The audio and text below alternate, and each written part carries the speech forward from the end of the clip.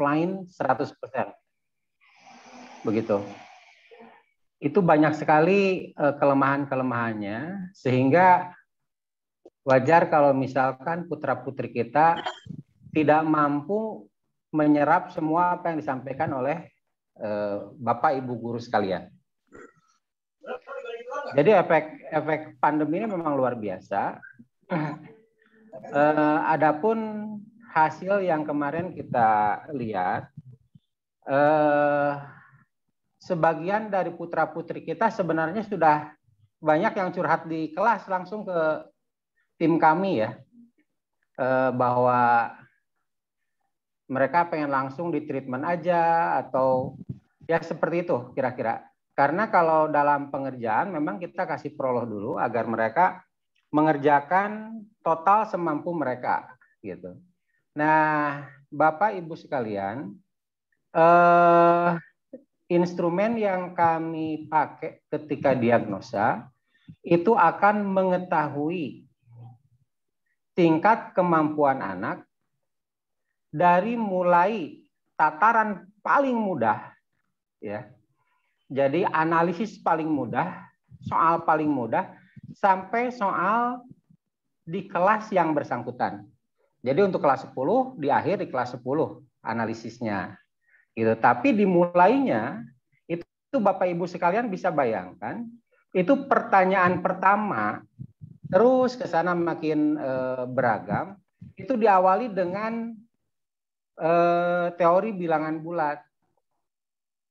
Jadi Bapak Ibu sekalian bisa bayangkan apakah misalkan pertanyaan 4 dikurangi 9 itu termasuk pertanyaan yang susah atau yang mudah. Nah, ternyata kita menemukan hal yang benar-benar menarik ya. Pandemi ini ternyata tidak hanya di situ. Hampir seluruh sekolah, ya bahkan saya bisa katakan di semua sekolah gara-gara pandemi ini, anak hampir 2 tahun dirumahkan. Itu pada akhirnya kebiasaan mereka yang biasanya bermain dengan teman-temannya di sekolah, ini berganti dengan gadget, main HP. Ya tentu saja yang menemani di sekolah itu tahu persis seperti apa kita stresnya menghadapi anak-anak yang memang kurang kegiatan. Gitu. Makanya ke HP lagi, ke HP lagi. Nah, Bapak Ibu sekalian, efek ini tidak dirasakan oleh putra-putri kita saja, tapi oleh seluruh generasi muda yang mengenyam pendidikan, baik dari SD sampai perkuliahan.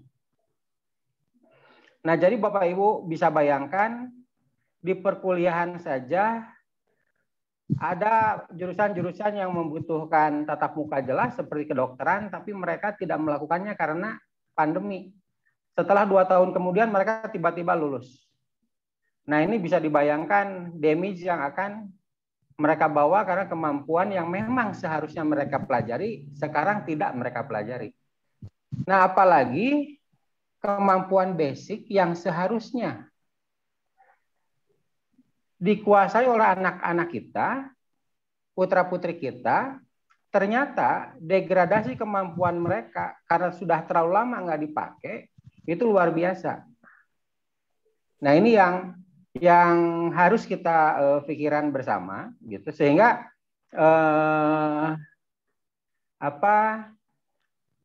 kita harus menganalisis dengan benar gitu ya.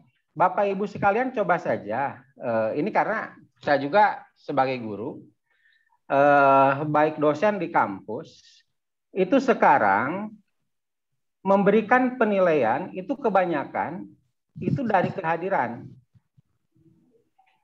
Begitu, karena memang kebanyakan dari materi itu tidak mampu diserap oleh anak.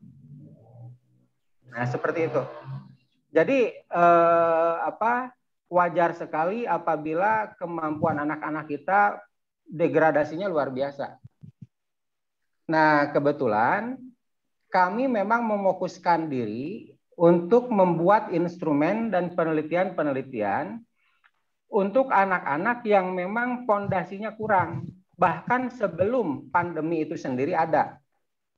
Jadi Bapak Ibu sekalian, sekarang kan sebelum pandemi itu sistem zonasi, mungkin sekarang juga sebagian masih sistem zonasi ketika masuk sekolah.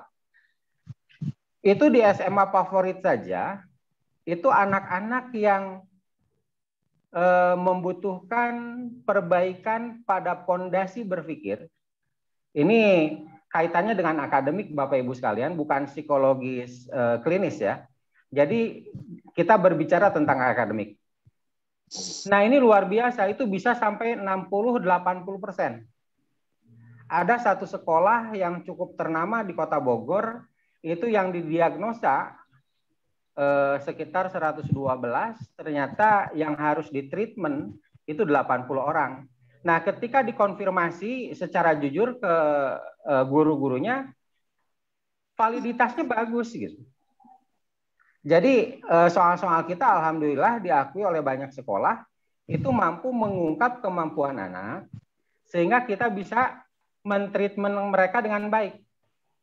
Nah, seperti itu. Jadi kalau misalkan Bapak Ibu bisa lihat di situ, di dalam hasil itu ada dua kategori. Yang pertama kategori basic atau dasar, yang kedua itu kategori lanjutan. Artinya apa? Kategori basic itu kategori yang tidak boleh kita lupakan. Seperti itu. Bahkan kita yang sudah tidak sekolah terlalu lama pun itu tidak boleh lupa. Nah, contoh soalnya apa? Misalkan 4 tambah 5 dikurangi 10. Nah, itu kan tidak boleh lupa kita. Kenapa? Karena itu kita tetap pakai di kehidupan sehari-hari. Nah, lalu pembagian, pengurangan. Nah, yang begini-begini yang disebut basic. Jadi namanya ilmu berhitung, bukan ke ilmu sains yang lebih tinggi. Nah, baru ada soal-soal lanjutan. Artinya apa? Soal-soal lanjutan adalah soal-soal sekelas mereka yang harusnya sudah mereka kuasai, ditambah soal di atasnya sedikit. Jadi kalau misalnya dari 100% soal, itu cuma 5% soal untuk menguji anak-anak berkebutuhan khusus yang akademiknya sangat luar biasa. Sehingga saya melihat ada juga siswa yang mendapatkan skor di atas 90%. Nah, seperti itu. Nah, sementara skor yang diinginkan agar anak itu bisa tenang di kelas, artinya mereka mampu menyerap materi yang disampaikan oleh guru apapun dengan benar. Nah, tapi kalau misal nggak belajar ya itu lain soal. Tapi kesiapannya memang sudah ada. Nah ini kalau seandainya pondasi ini udah oke, maka anak udah siap ada di kelas. Nah sementara apabila pondasinya belum nyampe, nah ini masalahnya adalah ketika guru-guru kita menyampaikan materi, memang mereka nggak bisa nangkep, gitu. Nah saya analogikan begini Bapak Ibu sekalian. Kalau dalam olahraga sepak bola, anak-anak kita, siswa kita itu sebagai pemain sepak bolanya.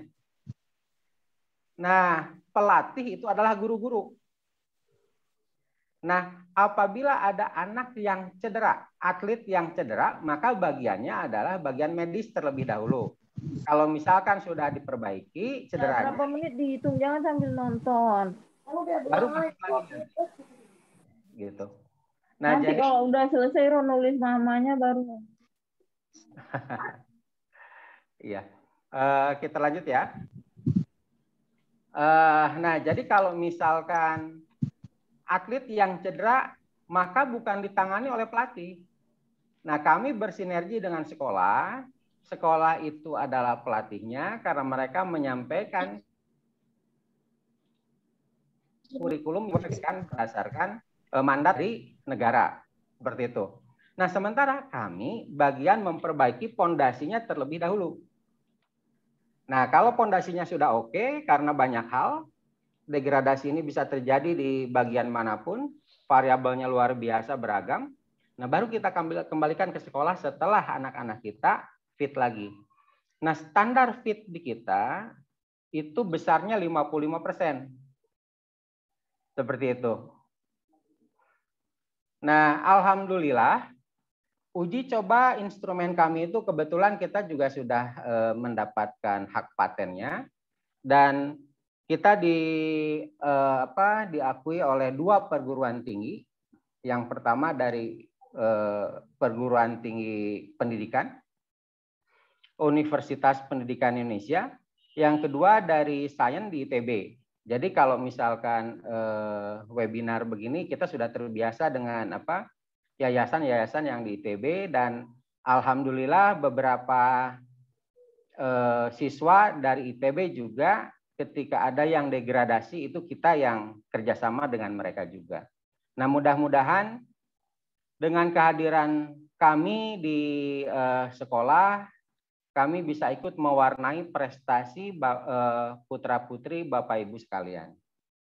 Nah, sehingga kita bisa yakinkan apakah kita mampu nanti meningkatkan motivasi anak-anak. Alhamdulillah sampai hari ini di berbagai kota, baik kota-kota di Pulau Jawa ataupun di luar Jawa, sudah ribuan anak yang kami perbaiki pondasinya dan bisa menikmati pembelajaran dengan baik dan menyenangkan. Nah, jadi Bapak Ibu sekalian, kadangkala ada kesalahan analisis ketika anak-anak kita berperilaku.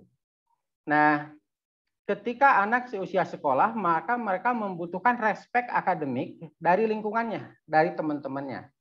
Nah, apabila respek akademik mereka nggak dapat, nah ini masalah besar. Karena mereka akan mencari respek dari hal lain yang mungkin saja negatif. Nah, itu yang tentu saja kita semua tidak inginkan. Nah, seperti itu. Nah, alhamdulillah juga instrumen kita memang hasilnya luar biasa Bapak Ibu. Bahkan testimoni dari beberapa sekolah itu, dari kepala sekolahnya bahkan, itu ada, saya ambil satu contoh di Asifa, mungkin Bapak Ibu sekalian mengetahui dengan jelas, sekolah Asifa di Kota Subang ya. Itu ada satu anak yang sudah hampir dikeluarkan dari sekolah. Gitu, didiagnosa memang jadi pembuli ulung katanya seperti itu. Nah, menurut kami ini energi yang tidak tersalurkan. Kenapa? Karena sisi akademiknya tidak disentuh. Nah, setelah fondasi akademiknya diperbaiki, alhamdulillah dia tidak jadi pembuli lagi dan dia mencintai belajar, bahkan skornya jadi jauh lebih baik dari sebelumnya. Nah, mungkin itu gambaran global saja Bapak Ibu sekalian. Jadi lebih enak mungkin dilanjutkan ke tanya jawab saja biar kita bisa mengupas masalah-masalah yang ada. Mungkin begitu Pak Ali. Silakan. Iya, jazakallah Pak Gur yang udah menyampaikan awalan untuk kita sharing atau untuk kita diskusi. Insya Allah nanti saya coba lihat dulu yang ada di chat. Ini ada Ibu Nursifa. Assalamualaikum Ibu Nursifa. Waalaikumsalam warahmatullahi wabarakatuh. Mangga silahkan Ibu Nursifa untuk menyampaikan pertanyaannya. Iya Ustadz, ini memang kemarin saya pas ngelihat hasil analisa ya, itu memang tepat sekali dengan yang selama ini kita pantau anak kita gitu, bahwa memang dia ini sangat sulit untuk kayaknya konsentrasi ya, ketika saya misalnya ngomong apa gitu, nyuruh gitu, ini gini gitu, kalau kita ngomong cepet tuh nggak bisa tuh, jadi mesti diulang di ini gitu ya, seperti itu gitu. Nah, semula memang dia kan rencananya mau jadi tentara. Tapi makanya akhirnya dia masuk ke IPA. Padahal waktu awal dia tes memang diarahkan untuk masuk ke yang agama ya. Yang agama gitu. Terus akhirnya dia pindah ke IPA. Tapi di tengah jalan setelah tes ternyata dia matanya itu silinder. Nah, dia putus asa kayaknya nggak bisa nih jadi tentara. Tapi dia tetap bertahan untuk di IPA. Tapi sepertinya dia sangat harus bekerja keras untuk tetap di situ gitu, karena dengan kemampuannya yang memang lemah, nggak terlalu inilah gitu, kurang ini gitu. Jadi mungkin misalnya ada temennya yang 1 jam 2 jam mampu, dia mungkin misalnya berapa hari baru bisa ini gitu. Jadi agak telat lah gitu, seperti itu untuk memahami. gitu.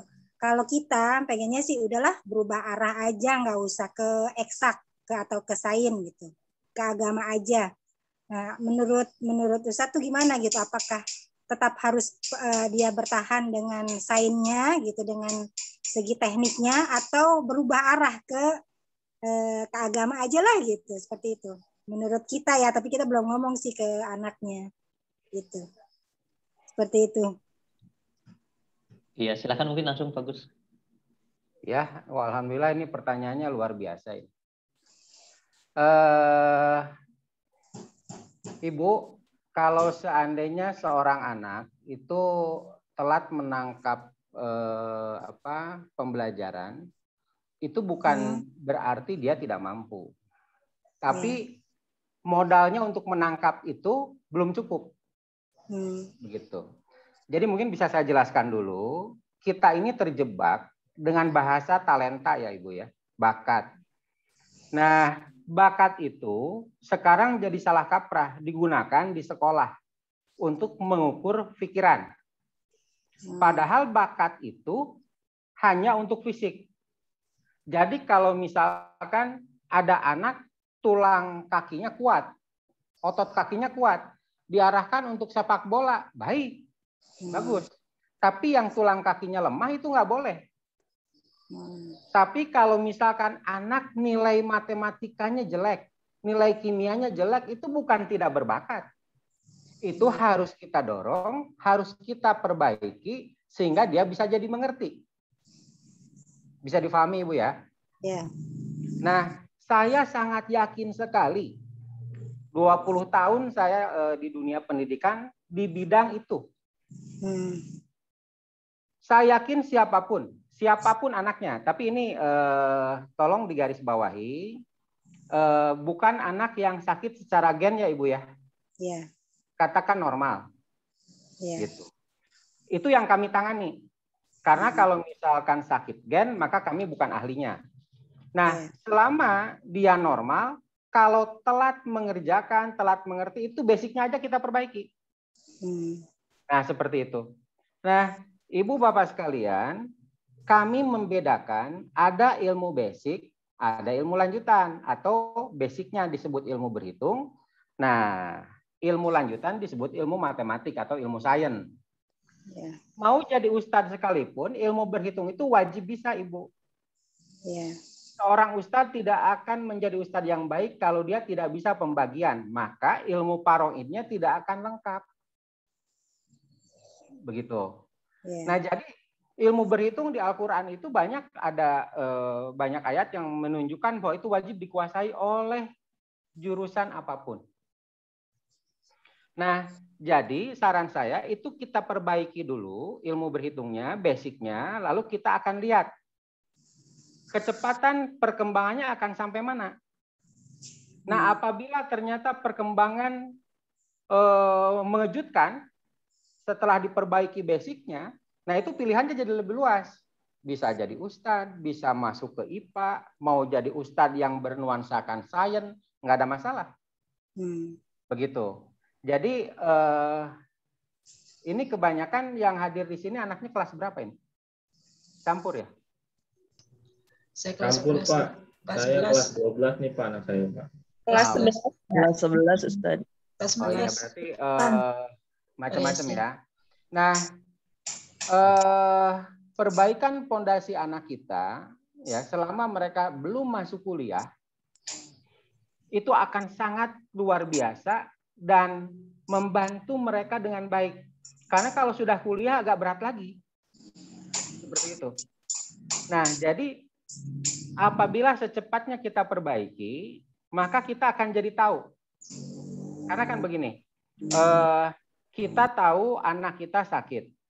Ini saya analogikan dengan ilmu kedokteran ya Bapak Ibu sekalian. Demam misalkan, dengan mudah dipegang badannya terasa panas, kita tahu demam.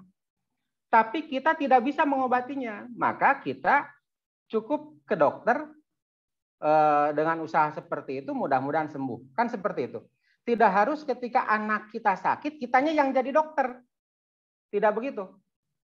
Nah makanya apabila memang anak kita pondasinya kurang baik, maka kamilah bagian yang memperbaiki pondasinya. Insya Allah Bapak Ibu sekalian akan melihat bagaimana perubahan yang terjadi bahkan di 10 hari pertama. Nah, seperti itu. Nah, adapun Tresen ini sendiri lahir sebelum pandemi. Jadi kami memperbaiki anak-anak sebelum pandemi dan setelah pandemi pun sama. Karena pada akhirnya kesimpulannya satu, bahwa basic mereka yang harus diperkuat. Nah, kalau basicnya sudah kuat, kesananya mereka akan menerima pendidikan dalam bidang apapun itu jauh lebih menyenangkan. Nah, instrumen kami itu bukan berarti, oh ini matematika saja. Oh enggak. Jadi begini,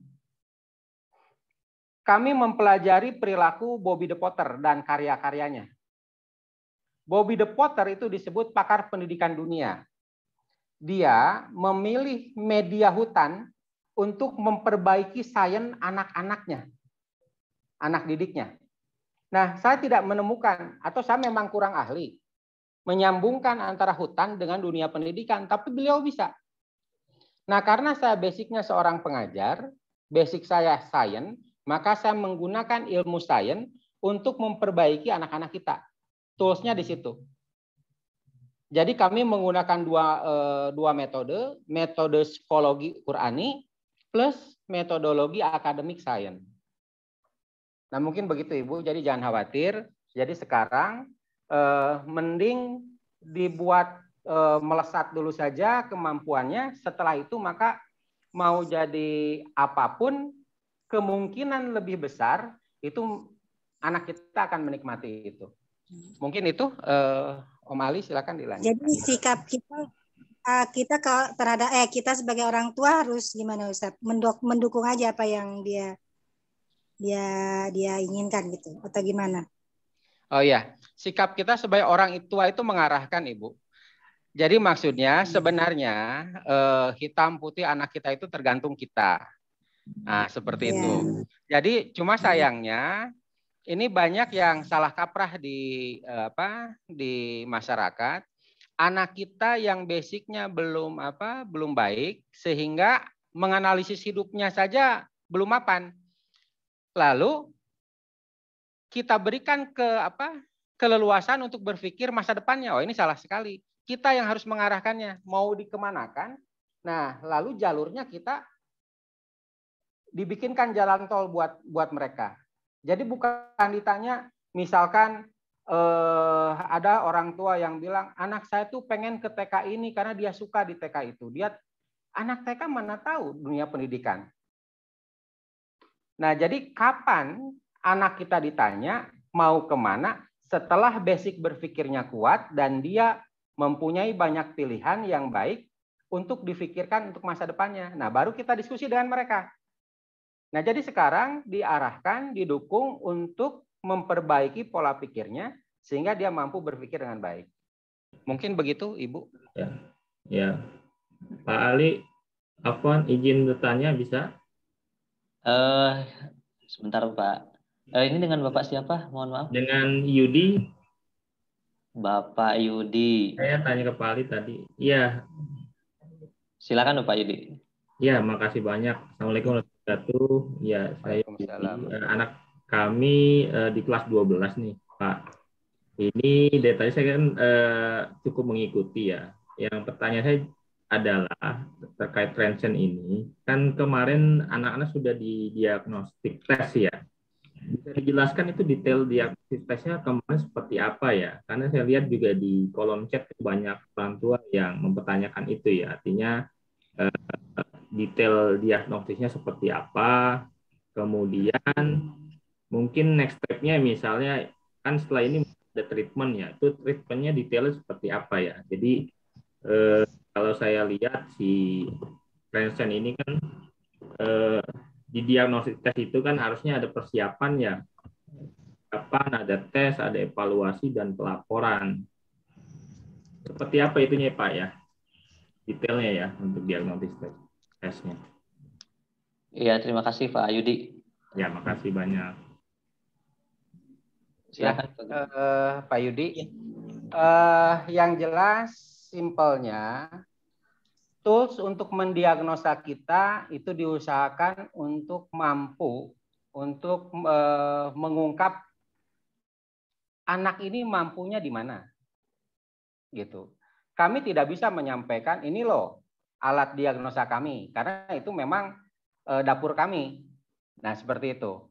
Jadi, apabila hasil diagnosa yang saya sampaikan atau kami sampaikan bersesuaian dengan kondisi anak di rumah ataupun di sekolah, gitu. Alhamdulillah sampai sekarang selalu bersesuaian begitu ya. Nanti di treatment sesuai dengan kemampuan awalnya. Jadi kita diagnosa itu alat untuk mengukur step anak ini sampai mana pembelajaran dalam bidang menganalisis. Nah, lalu kita akan perbaiki itu dengan psikologis dan akademis. Jadi kita butuh 20 hari dalam 1 bulan, masing-masing 1 harinya itu 1,5 jam, seperti itu. Nah, itu akan terbagi dua sesi treatment. Karena tidak bisa kita memberikan treatment akademik tanpa memberikan treatment psikologi dulu. Jadi keduanya harus bersesuaian, seiring, sehingga anak kita bisa menikmati pembelajaran. Nah, Bapak Ibu sekalian, ada contoh ini baru-baru ini, anak yang memang dibimbelkan nggak berhasil, bahkan ke bimbelnya kadang pergi tapi nggak nyampe, diprivatkan nggak berhasil. Nah, dicoba oleh orang tuanya ke kita, lalu kita diagnosa untuk mengetahui kebiasaan anak dalam berpikir. Nah, setelah itu kita treatment. Nah, alhamdulillah setelah 2 bulan ini, anak baru kelas 12 juga sekarang. Alhamdulillah lebih handal dia belajarnya. Seperti itu.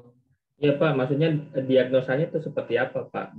Diagnosa tes kemarin itu seperti apa? Kita kan orang tua cuma terima hasilnya ya, nilainya ya. Betul. Detailnya seperti apa? Apakah dia soal matematika atau pengetahuan umum atau ada juga soal-soal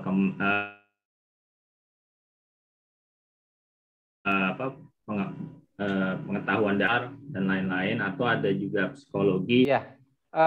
Bapak Ibu sekalian, jadi karena kita memang bergelut di dunia sains dan kita meyakini bahwa ibunya ilmu pengetahuan itu adalah matematik, maka kita meracik perpaduan soal matematik dari mulai penjumlahan sampai ke tataran yang dibutuhkan oleh anak di grade masing-masing, sehingga kita bisa mengetahui pola pikir anak seperti apa. Nah, ketika anak mengerjakan, itu kita tidak melihat hasilnya saja. Misalkan A, B, C, semuanya esai. Jadi mereka harus ngotret di sana, mengerjakan di sana. Nah, itu kita lihat sampai ke kotretannya. Pola pikirnya seperti apa, kejeliannya bagaimana, pola pikirnya dari mana dulu dia, gitu. Nah, seperti itu. Jadi instrumennya memang matematik, tapi salah kalau misalnya kita berpikir ini tentang matematik. Matematik hanya instrumen. Seperti Bobby the Potter menggunakan hutan sebagai instrumen. Nah, tujuannya apa? Agar anak kita bisa menikmati belajar dengan baik. Pembelajarannya apa saja? Hal. Nah, seperti itu.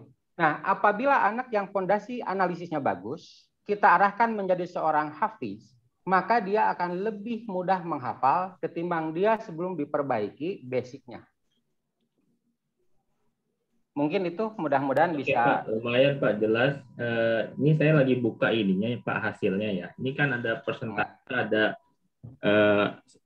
kosong, benar, dan salah. Kemudian ada juga kemampuan dasar dan kemampuan lanjutan. Itu seperti apa itu ya Pak? Apa ini pure hasil dari dia, misalnya esai, jawabannya salah, nilainya berapa gitu, atau gimana ini? Ini seperti yang Bapak bilang kan tadi, jelas ya bahwa ini tesnya matematika ya. Oke. Betul. Ya, tinggal ini aja Pak, cara baca ini nih hasilnya kita kadang-kadang. Oke. Iya. Jadi cara bacanya sederhana Bapak. itu kan ada basic, ada lanjutan ya di skor ya. Nah, jadi kalau basic itu dibutuhkan 55% minimal, lanjutan juga sama 55% minimal.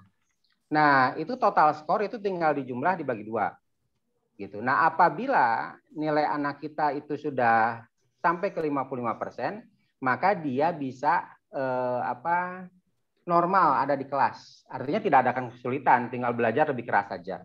Nah, kalau misalkan sampai 80-90%, ini kita bisa yakin bahwa anak kita bisa bersaing bahkan untuk masuk kedokteran yang favorit sekalipun. Nah, seperti itu. Nah, kemudian dari diagram lingkaran itu ada yang kosong. Itu kosong berarti memang tidak mengerti sama sekali. Ada yang salah. Nah, yang salah ini ada 2 kategori. Salah karena ceroboh atau salah karena salah konsep. Nah, itu karena esai kita jadi bisa tahu. Tetapi hasil globalnya itu dibentuk dalam sebuah persentase. Nah, seperti itu, Bapak. Ya, makasih Pak. Ya. Terima kasih. Aja sih treatmentnya. Iya. Bisa ikut Mungkin Pak. nanya, bisa nanya kali. Saya mau bertanya juga Pak. Mohon maaf mungkin kita ini ada udah ada yang raise hand dari awal. Jadi kita dahulukan dulu. Ini ada Pak Slamet. Oke. Mohon maaf ya. Nanti kita bergiliran insyaallah. Pak Slamet monggo. Oke. Makasih Ustadz. Assalamualaikum warahmatullahi wabarakatuh. Waalaikumsalam. Sangat menarik ya, dan juga memang menjadi tugas kita selaku orang tua sebagai coaching sebenarnya gitu ya. Coaching tidak hanya tugas HK, kemudian tugas mungkin teman-teman dari Tracer nantinya. Ada beberapa pertanyaan yang mungkin disampaikan ke Pak Gurnalis nih. Oke. Kita tidak mempermasalahkan masalah metodologi Bapak ya dalam melakukan pengujian ya. Pertanyaan pertama saya gini, dengan objek pengukuran ya atau asesmen yang dilakukan di HK ya, temuan mayoritasnya itu apa Pak? Dominannya ya, itu satu ya. Memang kita sadar ya bahwa tadi ya nggak hanya hard skill yang kita butuhkan nanti, tapi juga soft skill ataupun emosional. Bapak tadi udah itu ya bilang sana. Oke lah, apapun itu hasilnya udah disampaikan ya, walaupun dengan berbagai catatan tentunya. Misal di situ ada angka-angka yang mewakili kompetensi ya. Akan lebih baik kalau angka tadi 1-25 atau berapa itu dikasih penjelasan Pak. Jadi mohon maaf jangan tanggung gitu loh ya. Jadi kita sebagai coaching juga nih, sama-sama coaching ya gitu ya, nanti bisa tahu nih arahnya mau kemana nih anak ya. Alhamdulillah kalau anak kami sendiri kan emang ya mungkin kebanyakan ya jangankan anak-anak ya, kita pun terimpact lah dengan kondisi yang pandemik kayak gini gitu ya. Semua orang mengalami ya. Cara kita kerja, cara mereka sekolah juga berubah ya. Alhamdulillah ya. Kita bisa mengurangi interaksi anak-anak kita dengan gadget lah ya, yang sama-sama itu kita tahu salah satu penyebab. Tadi Pak ya, kalau bisa hasil analisis itu tolong dibuat deskripsinya aja ya dulu satu ya. Mungkin ini akan menjawab pertanyaan Pak Yudi tadi ya, memperjelas lah paling enggak ya, sehingga kita tahu ya sebenarnya anak kita tuh gapnya apa sih gitu. Kami tidak mempersalahkan metodologi Bapak ya, kita ambil aja hasilnya ya. Kemudian tadi ya yang penting tadi ya, secara Pareto mungkin yang dominan yang dihadapi anak-anak kita di HK itu apa, masalahnya apa ya, bila perlu kita klaster tuh per kelas ya. Detailnya sudah ada, Bapak tinggal gabungkan aja nanti ya, sehingga kita itu bisa menyelesaikan membantu menyelesaikan masalah, mungkin ada usulan solusi ya. Kemudian ya lebih spesifik lagi ke mente kita yang akan kita latih ya, anak-anak kita ini yang kita akan kembangkan. Lebih kurang gitu Afan. Iya, Assalamualaikum iya, iya. warahmatullahi wabarakatuh. Jazakallah Pak. Waalaikumsalam warahmatullahi wabarakatuh. Silakan Pak Gur. Ya, terima kasih, pertanyaannya menarik ini ya. Yang pertama mungkin ini usulannya nanti kita akan sampaikan ke tim lead banknya Tresen tentang usulan-usulan hasil yang bisa lebih menjelaskan tentang hasil diagnosa. Saya ucapkan terima kasih atas masukannya Pak Slamet ya. Nah, adapun temuan-temuan yang kami temukan di sekolah itu karena ranahnya banyak sekali, Pak. Sementara kita itu memfokuskan diri pada kemampuan diagnosa sehingga tujuannya apa? Nah, si anak mampu menganalisis masalah-masalah yang muncul di kehidupannya suatu saat. Nah, ini yang paling penting sebenarnya. Nah, sehingga mereka bisa jadi problem solver yang baik. Hanya saja karena mereka ada di dunia pendidikan, maka kita menggunakan instrumen academic scientist. Nah, seperti itu. Nah, dulu ketika sebelum pandemi, itu banyak sekolah-sekolah yang kalau kita diagnosa, Pak, itu yang masuk ranah treatment paling 10-20%. Masuk ranah treatment. Nah, temuan kami karena kami bergerak setelah PPKM kemarin gitu, setelah anak-anak mulai diizinkan masuk sekolah lagi, banyak sekolah-sekolah yang kami diagnosa itu luar biasa peningkatan anak yang harus ditreatment ya, sangat berkorelasi menurut saya karena ada pandemi ini. Bapak bisa bayangkan hampir 2 tahun mereka tidak terbina dengan benar sesuai apabila mereka ada di sekolah. Nah, kami sendiri sebagai pengajar itu pusingnya minta ampun untuk menyampaikan materi ke siswa secara daring. Nah, seperti itu. Jadi karena kami fokusnya di kemampuan analisis, nah itu yang kami periksa, yang kami diagnosa. Nah, seperti itu. Jadi mudah-mudahan setelah analisis saintisnya ini kita perbaiki, maka mereka kembali mempunyai kesenangan dalam belajar. Seperti itu, Bapak. Maaf ya, saya potong sedikit. Bisa ngasih contoh spesifiknya nggak, Pak Gurnalis? Ya, untuk analisis tadi ya gitu. Udah tahu lah ya, tadi kan komponen pembentuk untuk kemampuan analisis itu banyak. Ya. Mohon contoh temuan deh yang di sana, gitu ya. Sehingga kita lebih cepat memahami. Sebenarnya itu aja sih. Makasih. Iya, mungkin saya cerita testimoni aja ya Pak ya, gitu. Jadi Bapak bisa temukan di kami itu banyak anak-anak yang memang sudah ilfil Pak untuk belajar, terutama sains.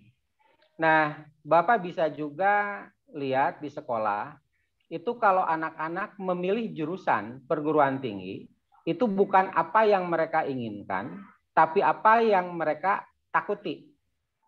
Jadi kalau banyak sekali itu, wah saya takut matematik, saya takut fisika, maka saya pilihnya jurusan yang tidak ada mata pelajaran itu.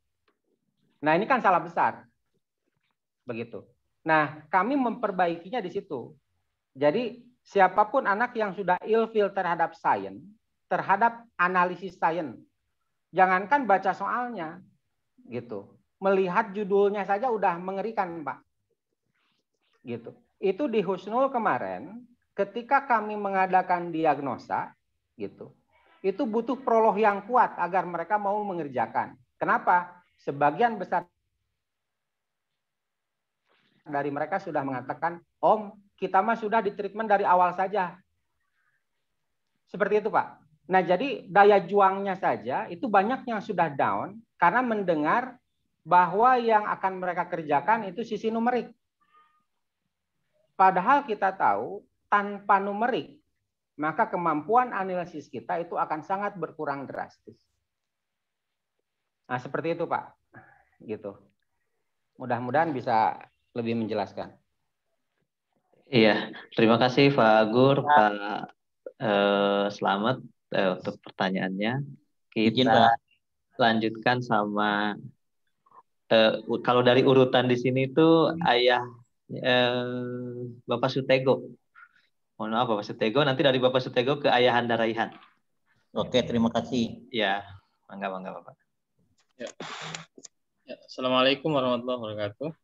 Waalaikumsalam warahmatullahi wabarakatuh. Ya, Ustadz, anak saya di Husnul di kelas 10 IPA 6. Dari hasil treatment kemarin yang dikirim ke kami, kebetulan kami jauh, Ustadz, di Maluku Utara. Oh iya, iya. Salam kenal Pak Sutego.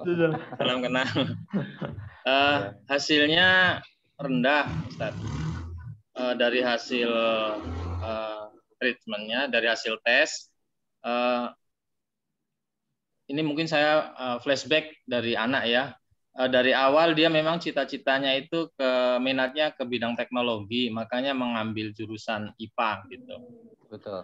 Di awal masuk mungkin pertanyaan yang pertama ini, kegiatan belajar mungkin manajemen waktu ya, yang biasanya di rumah selalu saya dampingi, mungkin kalau di pondok mungkin karena hanya dengan teman-temannya, mungkin jadi secara psikologisnya mungkin kalau temennya nggak nyaman, jadi belajarnya tidak mempengaruhi gitu, Ustaz. Karena buktinya dari awal masuk itu yang di kelas IDAT nyaman sama teman-temannya, tapi setelah masuk di kelas 10 mungkin ada perubahan teman lagi gitu, jadi harus menyesuaikan begitu. Mungkin dari treatment ini apakah nanti ada sisi-sisi apa ya pendampingan psikologis yang jawabannya tadi ada. Mungkin kalau ada seperti apa gitu? Apakah ke pendamping di guru di dalam pondoknya juga, di kamarnya juga, atau di kelasnya juga? Kemudian yang kedua, tentang waktu. Tadi kan waktunya mungkin 1 bulan dalam 1 hari 1 jam sekian. Apakah itu juga sudah dikoordinasikan dengan pondoknya masalah waktunya? Kemudian juga yang berikutnya lagi ini dari hasil waktu anak saya ya, kan pernah dikasih waktu untuk berbicara dengan orang tua ada beberapa kali gitu. Memang keluhan dia itu di masalah teman gitu. Mungkin karena temannya baru lagi gitu, jadi ada beberapa teman yang mungkin kadang suka membuli kalau ditanya tidak apa ya, temannya tidak membantu. Mungkin kebetulan anak saya terus terang dia agak pendiam, Ustadz. Dia agak kurang terbuka orangnya gitu. Tapi walaupun dia kurang terbuka, secara apa ya, psikologis keberanian karena dia juga apa ya, secara bela diri itu dia ikut hapkido, kemudian pernah berkegiatan itu ya, itu prestasinya sampai ke Singapura berhasil gitu. Tapi itu secara kegiatan fisik gitu loh. Tapi makanya mungkin adakah treatment secara psikologis mungkin tentang apa ya, tentang kondisi di pondoknya sehingga mempengaruhi, tapi mungkin juga ada dari sisi pelajaran lah, cara belajar mungkin yang dia tidak bisa menempatkan waktu karena kalau di pondok kan jadwalnya sudah padat gitu Ustadz, sehingga dia mungkin akan berkonsentrasi pada satu pelajaran, kadang dia nggak sempat yang harus dipahami, tapi kalau dia sudah paham mungkin langsung, tapi yang harus dimengerti, harus ditanya lagi, mungkin waktu-waktu itu mungkin yang harus mungkin didampingi, cara pendampingannya seperti apa. Mungkin sementara itu, Ustaz, terima kasih. Terima kasih. Monggo Pak Guru. Oke. Saya masuk ke jadwal treatment dulu, Bapak Ibu sekalian. Jadi jadwal treatment itu tentu saja kita akan berkoordinasi dengan sekolah. Kita mengikuti aturan main sekolah. Jadi kalau misalkan di sekolah disediakan waktu pagi, kita ngikut. Kalau misalkan sore, jadi tentu saja sekolah akan mempertimbangkan waktu terbaik untuk adanya treatment di sekolah. Itu untuk jadwal Bapak Ibu sekalian. Nah kemudian tentang pendampingan psikologi, itu kita dari Tresen memberikan pendampingan psikologi ketika mereka dalam proses treatment. Nah kemudian nanti hasil post-testnya, data-data yang kami punya tentang anak-anak itu kami serahkan ke sekolah untuk ditindaklanjuti oleh sekolah. Nah, seperti itu. Nah, kemudian Bapak Ibu sekalian, anak-anak kita itu hidup di berbagai lingkungan. Nah, mungkin Bapak Sutego tadi putranya itu mempunyai respek dalam bidang bela diri, itu si anak akan sangat semangat ketika latihan. Seperti itu. Kenapa? Karena teman-temannya melihat dia punya potensi yang menyenangkan. Tapi ini tidak bisa respek ini dibawa ke dalam kelas akademik. Anak harus punya respek akademik dengan baik. Nah, Bapak Ibu sekalian bayangkan betapa anak kita nyaman kalau misalkan teman-temannya nggak bisa soal, lalu yang ditanya anak kita. Keberadaannya, eksistensinya di kelas itu dirasakan. Jadi dia menyenangi kondisi itu. Karena secara sunatullah memang orang yang dibutuhkan itu, maka dia akan menyenangi lingkungan yang dimana dia punya respek yang luar biasa. Nah, sehingga karena seperti yang saya sampaikan tadi, kami menelitinya di lingkungan akademik, maka kami mendongkrak kemampuan belajar anak agar dia memperoleh eksistensi dan respek di bidang akademik. Nah, mungkin seperti itu, Bapak. Iya. Terima kasih Pak Gurnalis. Pak Sutego juga terima kasih atas pertanyaannya. Untuk selanjutnya Ayahanda Raihan. Setelah Ayahanda Raihan nanti Ibu Nidaul. Oke, terima kasih. Suara saya terdengar, Pak? Terdengar. Jelas, Pak. Alhamdulillah. Assalamualaikum warahmatullahi wabarakatuh. Waalaikumsalam warahmatullahi wabarakatuh. Saya Ayahanda Raihan dari tadi kalau tadi dari Maluku Utara, saya dari Bengkulu Utara, Pak. Oh, ini jauh-jauh ya. Subhanallah. Nah, setelah saya baca hasil tracing, memang saya mengakui memang anak saya ada beberapa ada mengalami gejala-gejala seperti itu. Hasilnya memang sangat lemah karena memang saya amatin pertama si anak kehilangan motivasi untuk belajar. Kenapa itu? Karena memang dasarnya memang terlihat dari kami yang ingin anak itu masuk pondok pesantren gitu kan, sementara mungkin si anak pada hakikatnya tidak berminat untuk ke sana gitu. Kenapa kami memaksakan pondok pesantren? Harapan kami minimal nanti si anak dimanapun dia berada dia punya modal dasar gitu. Tapi ternyata memang kelihatannya si anak jadi tertatih-tatih, dan ketika dia masuk pesantren pun karena terlihat mungkin karena lebih pada tekanan orang tua, jadi dia manut gitu kan. Cuman kesini saya lihat dia mengalami gejala kehilangan semangat untuk belajar secara tingkat kompetisinya bersaing dengan teman-teman terlihat menurun gitu, sehingga ya hasilnya seperti ini. Nah, saya melihat memang dia punya cita-cita tinggi, tapi saya melihatnya tahapan yang harus dilalui dia tidak mau ngelewatin itu gitu. Misalkan tidak mau ngelewatin matematikanya, tidak mau ngelewatin fisikanya, tidak mau ngelewatin pelajaran-pelajaran sekolah yang ada di situ gitu. Padahal dia cita-citanya pingin ke A. Padahal mau ke A itu kan harus lulus dulu sekolahnya. Kalau lulus sekolahnya aja nggak lulus, mau gimana mau ke sana? Dia udah bercita-cita ke sana kemari gitu. Ya sebenarnya sama kita sudah diarahkan. Cuman memang posisinya itu tadi dia kehilangan semangat, memang merasa tertekan dengan keinginan orang tua gitu kan, karena perbedaan pandangan tadi. Si anak sebenarnya ingin ke SMA biasa, tidak mau ke pesantren gitu kan, tapi ya latar belakang kami tadi itu alasannya. Nah, sehingga kondisinya yang di hasil treatment itu seperti itu.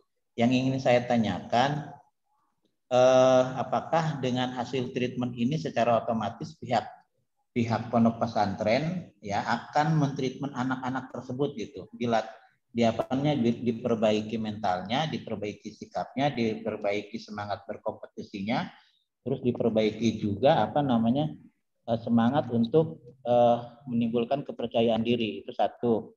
Nah, apakah secara otomatis atau memang seperti apa? Kalau memang misalkan bisa difasilitasi oleh pihak pondok, ya alhamdulillah, berarti kami merasa terbantu kan gitu kan.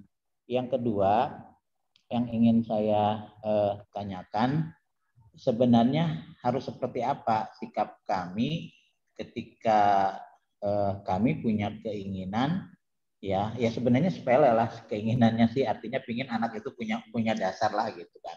Tetapi anak itu tidak mau dengan konsep yang kita bangun. Nah, bagaimana menselaraskan itu di dalam dalam pelaksanaan keseharian.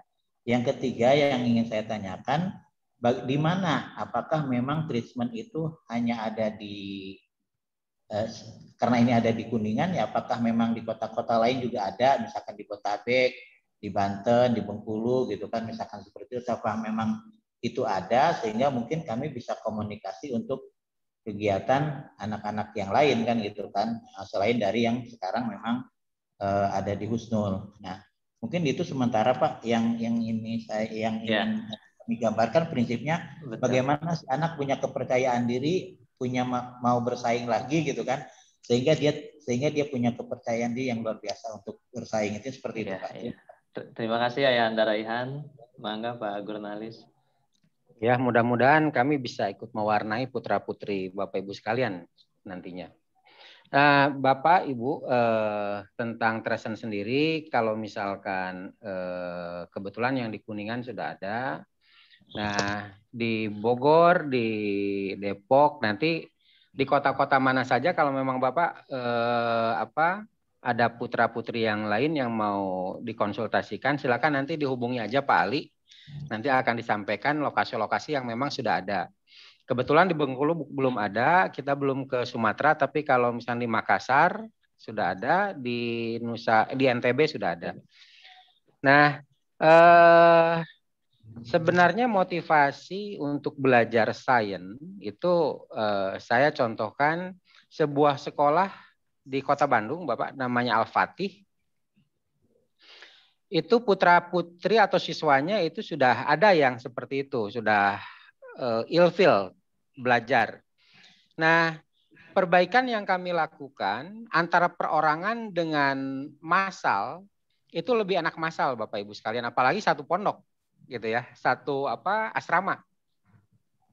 Kenapa begitu? Karena biasanya anak-anak kalau sudah berkumpul pada suatu bidang lalu merasa ada perasaan senasib. Wah, itu udah terikat dengan sendirinya, Pak. Begitu. Nah, di SMP Al-Fatih ini kebetulan kita mendiagnosa 36 anak dan ada 22 anak yang kita treatment. Nah, alhamdulillah dalam jangka waktu 10 hari ini yang bertanya kepala sekolahnya, Pak. Karena beberapa hari terakhir di 10 hari itu beliau adakan kunjungan ke asrama di sekitar jam 9 sampai jam 10, jam 11 malam. Nah, ini Pak Kepala Sekolah ini kaget karena 22 anak ini sedang mengerjakan kerjaan mereka. Gitu, belajar. Nah, itu ternyata continue itu beberapa hari.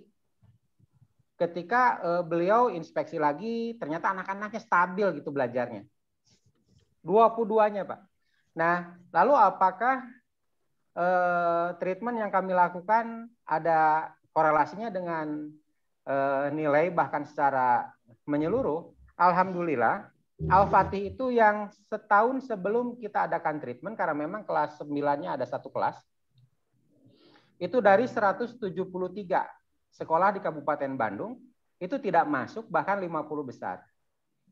Nah, angkatan yang 22 dari 36 anak kita treatment, itu mendapatkan peringkat ke-8, Pak, dari 173. Jadi artinya, ini mendongkrak kemampuan anak di segala bidang. Nah, begitu. Jadi saya yakin sekali, apabila anak-anak kita berikan treatment dengan benar, jadi bahasanya tidak hanya disarankan atau disuruh belajar. Kamu belajar tanpa kita tahu masalah anak sebenarnya apa. So, dulu waktu kita sekolah juga kan masalahnya sama sebenarnya. Ketika kita disuruh sama orang tua belajar, kita masuk kamar, bukan nomor 1, nggak bisa. Ya sudah selesai belajarnya. Nah, masalahnya di sini. Gitu. Nah, sekarang usaha kami itu mendongkrak pondasinya agar si anak mampu belajar dengan baik. Jadi insya Allah, apalagi tadi putra Ayahanda Rayhan tadi udah menceritakan bahwa cita-citanya itu harus melalui pendidikan sains terlebih dahulu. Nah, bagaimana dia bisa menyukai sains kalau basicnya itu ya tidak bisa kita perbaiki. Insya Allah kalau dia sudah diperbaiki basicnya, dia menyukai dengan sendirinya secara otomatis bagian sainsnya. Seperti itu Ayahanda Rayhan. Gitu. Izin Pak. Siap. Artinya maaf gitu. Berarti kami percayakan penuh saja untuk perbaikan treatment ini kepada pihak pondok sama pihak pihak pengelola treatment itu sendiri ya Pak. Betul ya, Pak.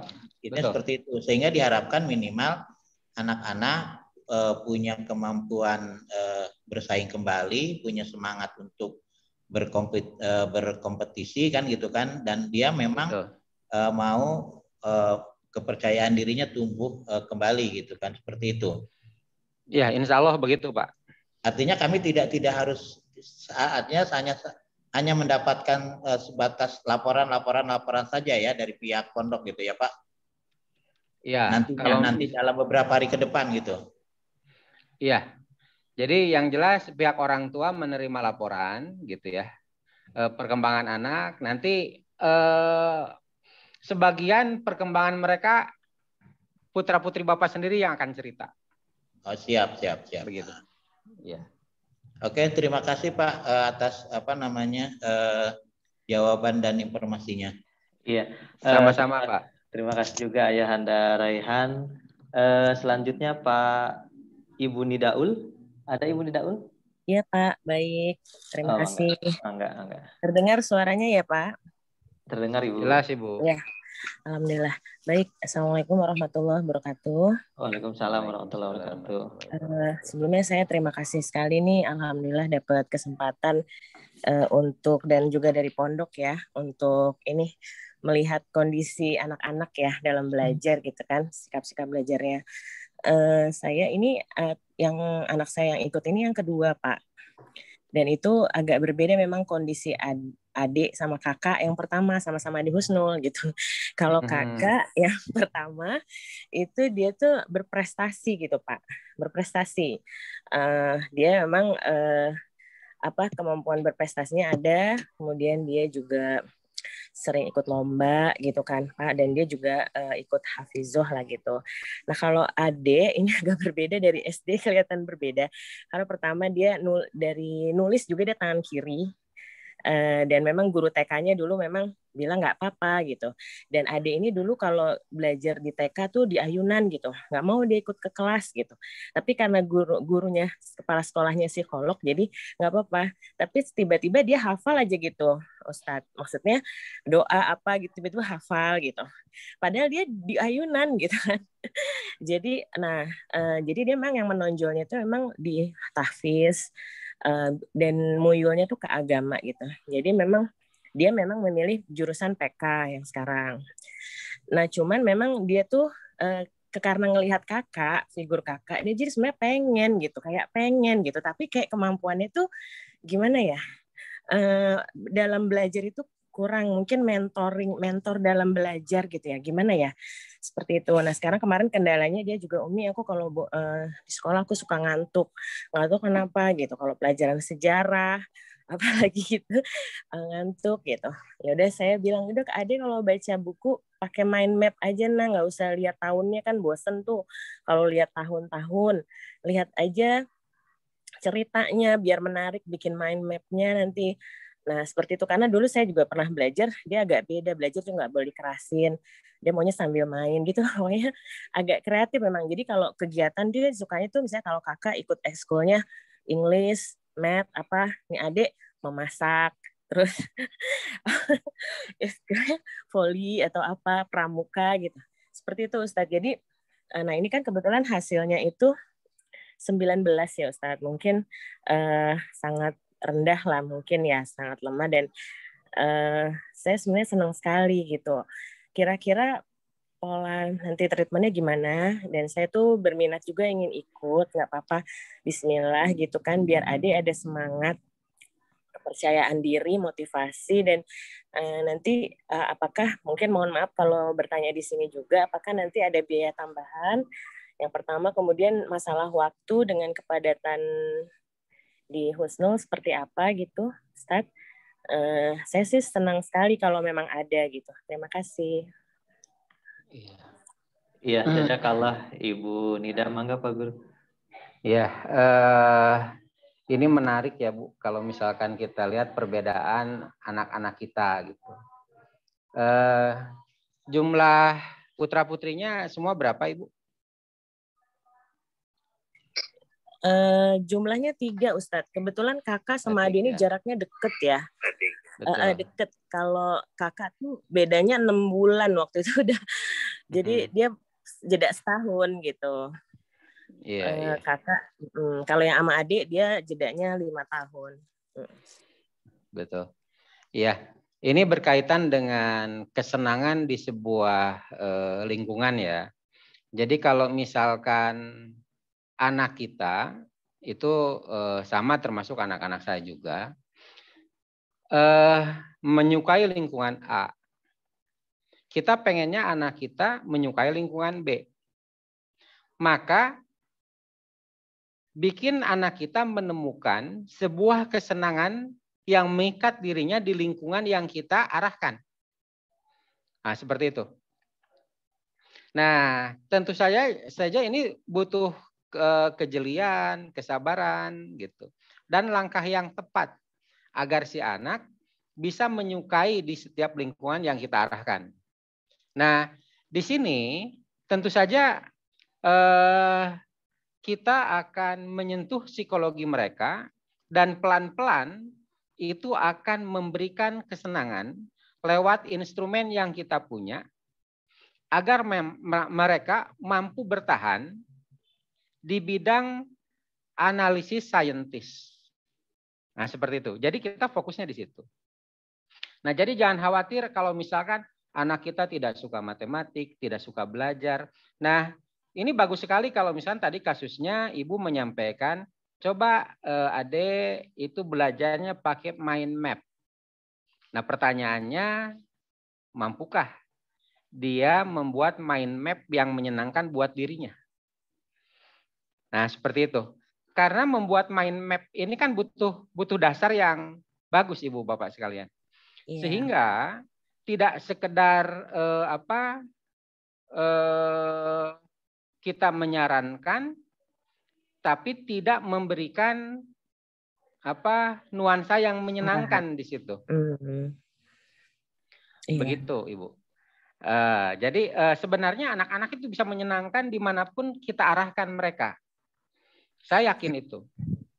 Iya Pak. Jadi nanti kira-kira mentoring belajarnya ini itu akan diarahkan supaya menyenangkan kan ya Pak ya? Betul. Kalau bisa dengan mind map juga Pak. Jadi saya pernah ada kisah seperti ini Pak. Kalau boleh cerita sedikit dulu. Karena memang anak-anak itu belajar, kalau kakak belajar dia bisa serius ya, teratur. Kalau si adik pas saya belajar kan dia maunya sambil main ya. Jadi saya agak emosi kan. Tapi sejak itu saya karena emosi, udah deh kalau adik nggak bisa belajar serius, Umi tidur aja.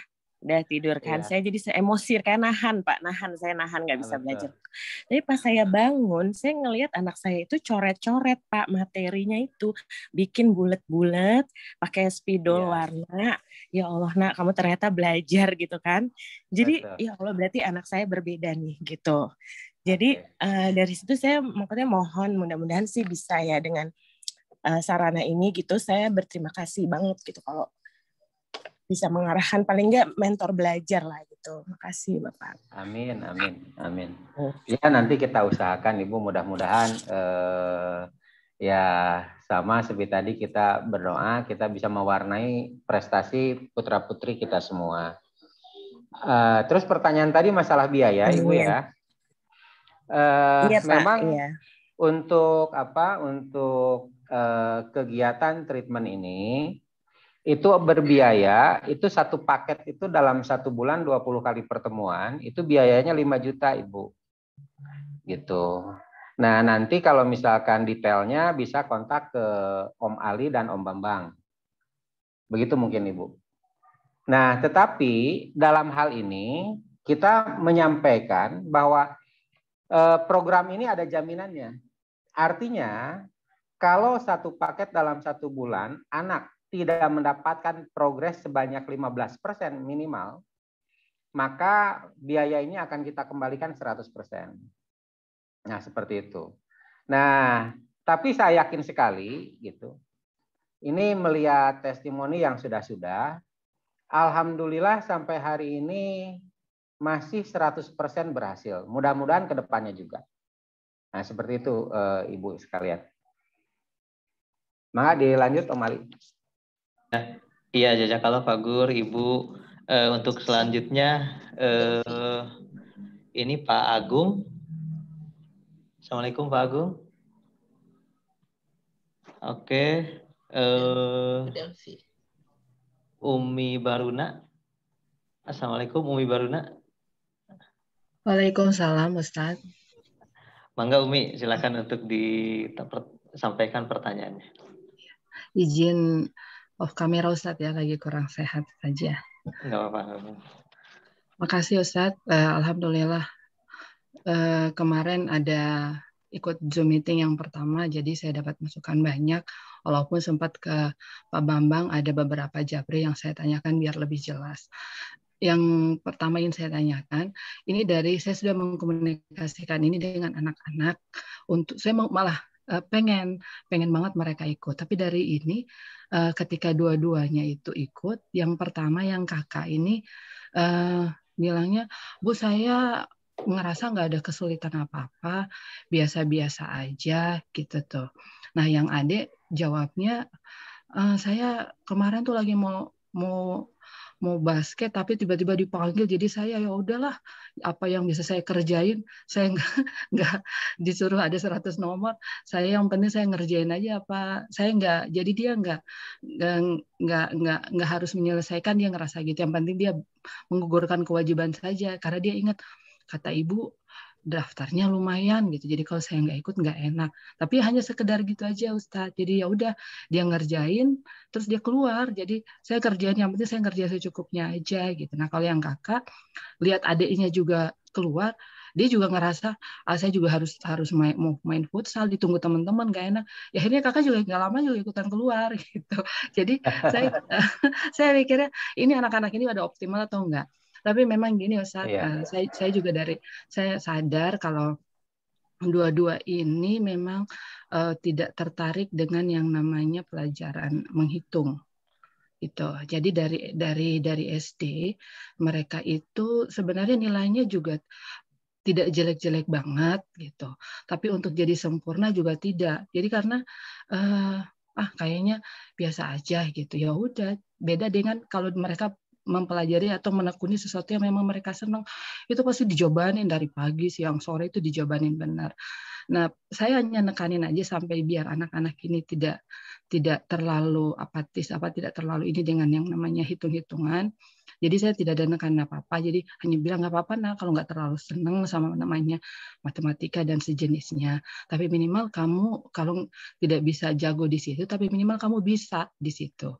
Ada beberapa hal dasar yang harus kamu kuasai tekniknya dari secara logikanya. Ya iya, karena masuk HK juga kan salah satu tes dasarnya adalah matematika gitu.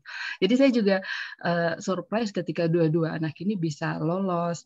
Jadi saya pikir kayaknya mungkin bukan di bawah banget tentang namanya pelajaran numerik ini, mereka bukan tidak mampu, mungkin karena mungkin tidak merasa tertarik saja. Makanya dua-dua ini pun milih pelajaran itu, jurusan itu ke IPS. Padahal hasil psikotesnya itu diarahin ke IPA. Katanya lebih senang ke IPS gitu. Nah, Ustadz ada tambahan juga kira-kira untuk saya sudah nge-push ya biar mau ikut karena saya juga pengen ada peningkatan lah, karena kemarin pelajaran online itu benar-benar ngerasa tidak masuk seluruhnya. Mereka belajarnya juga ya bisa sambil tiduran, mendengar. Ini nggak apa-apa lah Bu, mager ini kalau dinyalain videonya. Tapi kan kita tahu bahwa feedback dari anak-anak itu tidak optimal seperti kalau mereka tatap muka. Nah, saya nge-push, cuma mereka syaratnya gini bilangnya Ustaz, boleh ikut tapi jangan sore gitu.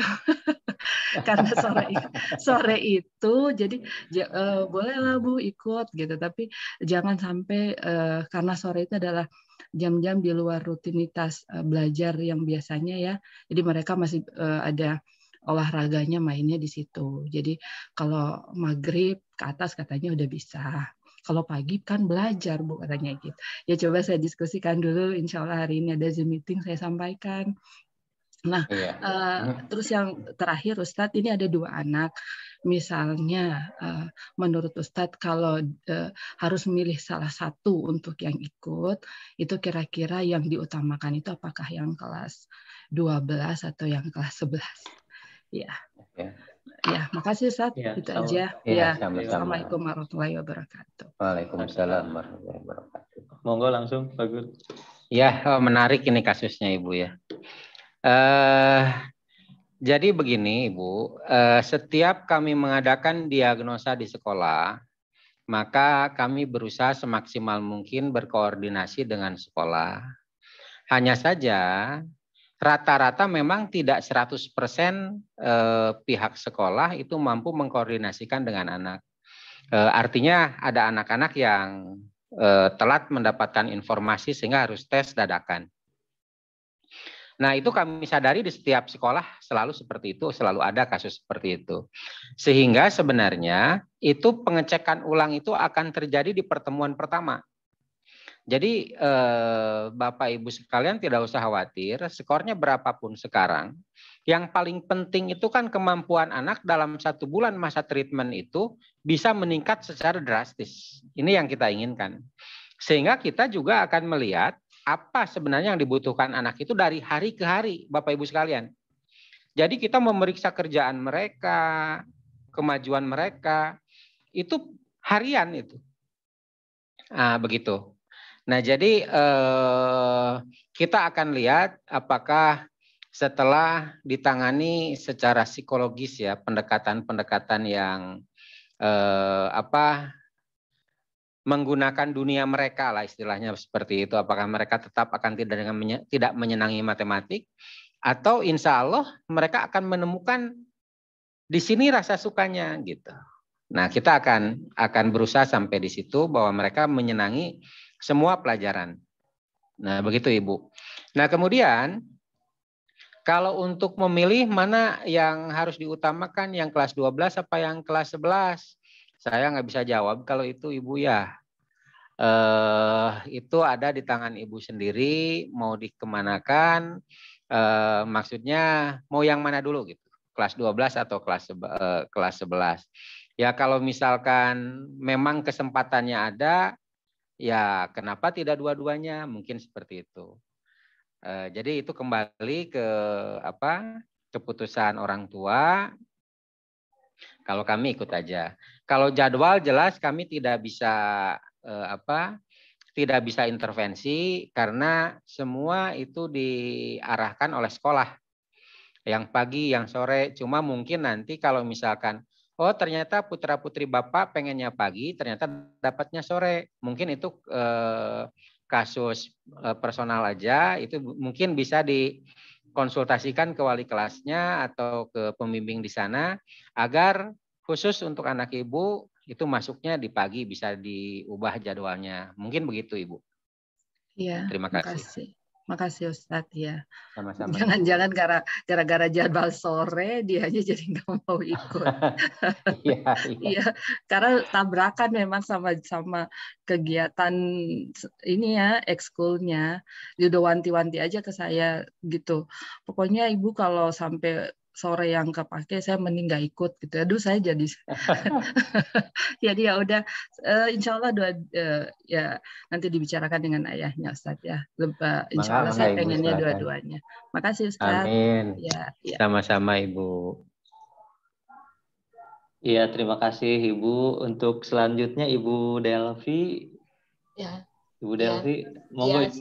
Monggo ya. Ibu, monggo. Terima kasih Ustadz. Assalamualaikum warahmatullahi wabarakatuh. Waalaikumsalam warahmatullahi wabarakatuh. Putri saya yang akan ikut tes itu analisanya rendah sekali, hasilnya rendah sekali ya. Saya sempat shock dan menenangkan diri karena rendah ya, di bawah 10 itu menurut saya rendah sekali. Dan ketika anak saya bercerita tentang soalnya, tentang tesnya, matematika semua, Mi, katanya. Memang dia sama matematika udah nggak minat sama sekali gitu. Susah saya sejak pandemi kan di rumah sama kita. Saya berusaha membantu dia. Ternyata dia nggak mau belajar sendiri katanya. Padahal dari dulu saya adalah pencinta matematika gitu. Dan asal muasalnya sebenarnya dia itu dari kelas 1 sampai kelas 3 SD dia menempuh pendidikan biasa di sekolahan SDIT. Kemudian di pertengahan kelas 3 dia kemudian masuk ke menghafal Al-Qur'an gitu. Nah, di markas Qur'an ini dia tidak belajar sama sekali pelajaran sekolah, hanya menghafal Al-Qur'an dan tambahan pelajaran agama.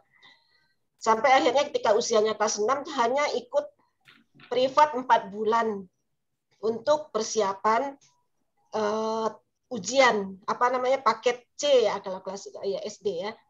Nah, dia menempuhnya cuma 4 bulan gitu. Dan ketika dia pulang ke rumah pun, ketika dia di markas Quran, saya kasihan untuk mengajarkannya pelajaran karena waktunya cuma sebentar dan dia ingin main sama adiknya gitu.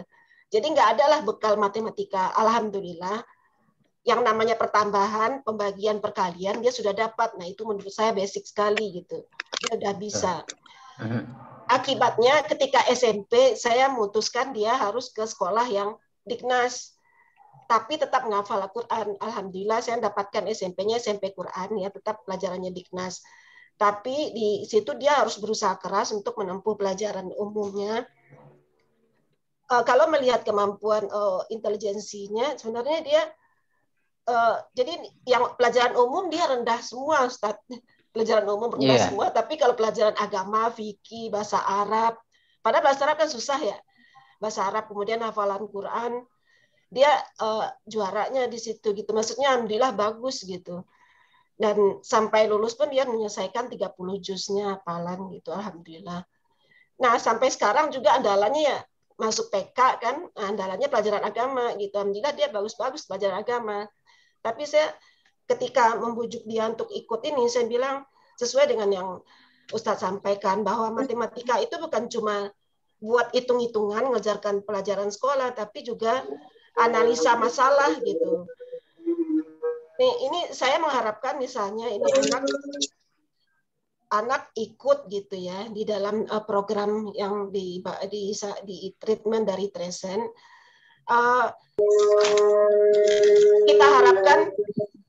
Kita harapkan ada koordinasi waktu yang lebih jelas dengan pihak pondok ya, karena dari penyampaian tadi ya agar mereka optimal dalam treatment gitu. Karena saya memang tertarik sekali dengan treatment ini, walaupun dia memilih bidang PK, tapi saya tetap menginginkan dia memahami matematika sebagai dasar bentukan analisa pemikirannya. Dan saya sesuai sekali dengan pendapat Ustadz gitu ya, dengan pemikiran treatment Tresen. Cuma saya ingin nih kayak kemarin dia tes, dia katakan saya telat karena baru ini saya ketiduran. Jadi saya buru-buru pas lihat matematika dia langsung lihat matematika. Dia jadi banyak langsung baru bangun tidur terus ngeliatin matematika, aku langsung puyeng katanya. Ya Allah kata. Jadi saya walaupun bagaimana saya ingin tetap dia belajar memahami matematika sebagai dasar analisis, karena walaupun misalnya belajar di bidang agama jadi ustazah yang seperti Ustadz sampaikan tadi, kamu tetap butuh analisa kata saya. Jadi saya sesuai banget, cuma saya mengharapkan koordinasi yang bagus dengan pihak pondok pesantren. Jadi waktu yang misalnya 20 hari itu benar-benar optimal gitu. Jadi nggak bentrok dengan aku lagi ada ini kegiatan OSIS gitu di sekolahnya ya. Kegiatan ini aku lagi ada ekskul gitu. Jadi dia nyari yang enak di dia aja gitu. Maksud saya jadi waktu yang 20 hari itu benar-benar optimal. Demikian aja Ustaz. Terima kasih. Ya, sama-sama Ibu. Monggo Pak Guru. Ya, mungkin itu Om Ali ya notit aja itu. Jadi karena kondisinya kemarin mungkin seperti yang disampaikan, nanti kita lihat di pertemuan pertama itu kita bongkar lagi kebutuhan masing-masing siswa itu seperti apa. Alhamdulillah kalau misalkan melihat prospek yang diceritakan gitu ya, yang sudah dilakukan oleh Putri Ibu juga itu udah sangat luar biasa. Jadi kalau dari bidang keagamaan udah oke, tinggal kita poles sainsnya, wah ini udah akan sangat luar biasa lah. Kenapa? Karena sebenarnya kalau kita misalkan melihat permasalahan mengacu pada dalil yang dinamakan hadis, itu tanpa kemampuan analisis, maka kita akan mencomot ini itu tanpa pertimbangan.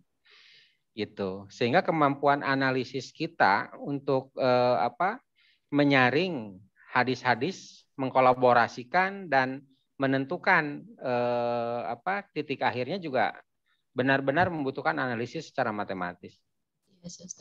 Insya Allah Ibu, kita akan usahakan bagaimana caranya agar putra-putri kita semua, karena bidang kami memang bidang sains, akan mendukung kemampuan dan kecintaan mereka di sains tanpa meninggalkan bidang keagamaan, yang tentu saja ini menjadi targetan utama kita. Kenapa kita menyekolahkan anak-anak kita di sekolah-sekolah Islami?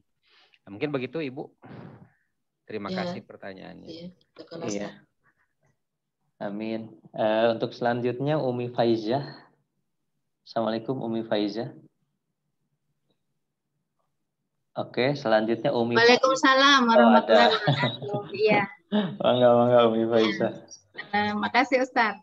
Ini kebetulan anak saya itu sudah kelas 12 ya Ustadz. Kalau saya merasa sebenarnya udah telat ya, tapi ya mudah-mudahan aja nggak telat. Ketika saya mendengar adanya treatment ya, treatment ini sebenarnya saya sangat berharap sekali itu bisa membantu ya, karena terus terang memang saya memahami anak saya dalam masalah belajar itu memang agak bermasalah ya. Jadi sebenarnya dia itu bukan tidak belajar, saya tahu dia belajar, cuma memahaminya itu dia masih kesulitan gitu. Dan itu sepertinya memang bawaan dari nggak boleh ngerasain sendiri katanya.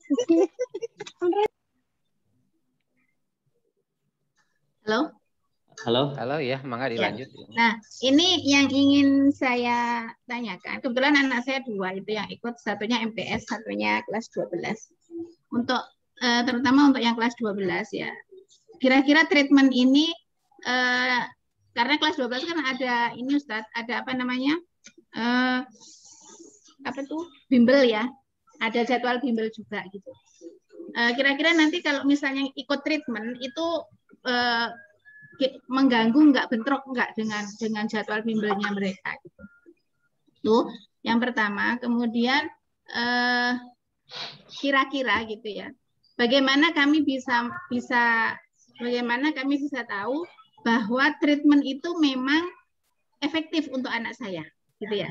Jadi misalnya mungkin bisa dijelaskan juga untuk anak saya dengan kondisi seperti itu kira-kira treatmentnya harus berapa lama begitu. Nah itu nanti mungkin saya minta untuk dijelaskan kira-kira dia harus treatment berapa lama dan berapa lama itu dengan biaya berapa. Nah ketika misalnya saya sudah menyetujui itu, kira-kira bagaimana saya bisa melihat bahwa treatment yang sudah dilakukan itu memang efektif untuk anak saya gitu. Jadi maksudnya berapa persen garansi yang diberikan kepada saya ya. Walaupun sebenarnya memang ini nggak bagus ya, masalah garansi dalam hal pendidikan anak sebenarnya nggak bagus, cuma karena di sini saya hitung-hitung waktu dan biaya juga gitu ya, maksudnya kira-kira berapa persen garansi yang diberikan, yang bisa dijanjikan kepada saya bahwa treatment yang akan dilakukan untuk anak saya di sini itu memang signifikan, bisa mengubah gitu. signifikan bisa mengubah pola belajar anak saya, semangat belajar dan sebagainya. Mungkin untuk yang di SMA, alhamdulillah kalau misalnya bisa berubah gitu ya. Paling tidak untuk yang adiknya di SMP, mudah-mudahan itu bisa sangat membantu. Mungkin itu yang menjadi pertanyaan saya. Terima kasih. Assalamualaikum warahmatullahi wabarakatuh. Waalaikumsalam warahmatullahi wabarakatuh. Ya, monggo. Ya, Ibu. Untuk jadwal treatment sendiri, insya Allah itu akan disesuaikan dengan jadwal anak berdasarkan pertimbangan dari sekolah. Jadi yang bikin jadwalnya nanti bukan kita, Ibu, tapi pihak sekolah. Begitu. Jadi kita terima jadi aja gitu jadwalnya. Tentu saja saya yakin ini pihak sekolah punya banyak pertimbangan untuk menentukan jadwal-jadwal dari siswa-siswinya. Nah, terus yang kedua tentang efektifkah treatment untuk putra-putri kita. Kalau untuk kelas 12, ini tinggal berapa bulan lagi kan ujiannya, Ibu ya. Nah, kalau untuk kepemilihan ke perguruan tinggi itu tergantung dari grade akhir yang bisa dicapai oleh anak. Artinya apa? Kita menjamin kemajuan anak, iya. 100%, makanya kita ada jaminan uang kembali. Jadi apabila anak tidak mendapatkan progres minimal 15% dalam 1 bulan, maka uangnya dikembalikan 100%. Dengan catatan tingkat kehadiran itu 90%. Begitu. Jadi kalau tingkat kehadiran tidak 90%, maka jaminan itu batal. Nah, seperti itu. Lalu harus berapa bulan sampai anak ini ada di tahapan 55%? Artinya 55% itu Ibu kan anak bisa mampu menangkap materi di grade-nya. Gitu. Sementara untuk untuk pengembangannya kan anak sudah ikutan bimbel. Artinya apa? Ketika anak logika berpikirnya udah sampai di grade-nya, maka bimbelnya pun akan lebih efektif. Karena dia mampu menganalisis dan menangkap materi-materi yang disampaikan oleh guru-gurunya di bimbel ataupun di sekolah. Ya gantilah. Nah, Ya lupa. seperti itu, Ibu. Gitu. Yes, nah, ya untuk untuk yang SMP, Mangga, Umi gimana? Enggak, maksudnya nanti ada penjelasan kah? Misalnya ini kondisi anak saya seperti ini, dia di grade ini, maka dia butuh treatment sekian lama, misalnya. Yang harus di treatment poinnya ini. Terus nanti kita bisa melihat, paling tidak bisa melihat atau mengukur, oh keberhasilannya nanti seperti ini. Begitu nanti ada penjelasannya, Ustaz. Jadi saya sampaikan saja minimal itu 1 bulan, maksimumnya 3 bulan, Ibu. Gitu. Jadi saya tidak bisa menentukan 2 bulan kah, 3 bulan kah.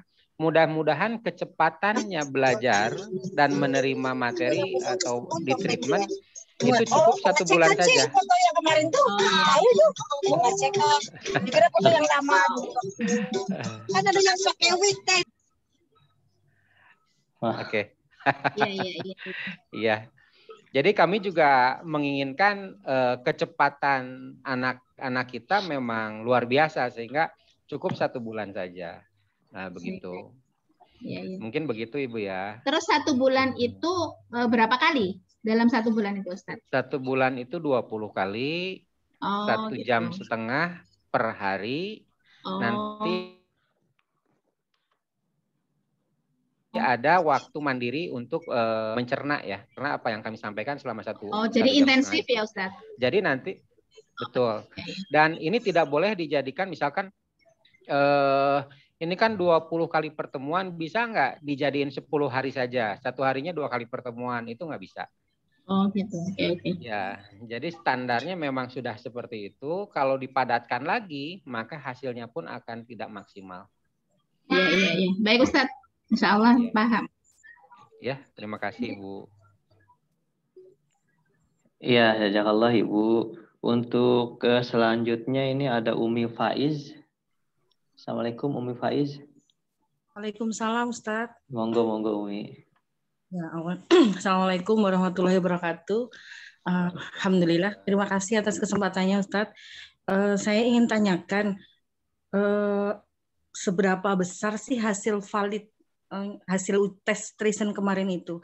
Karena kalau dilihat dari hasilnya cukup menyedihkan punya anak saya ya.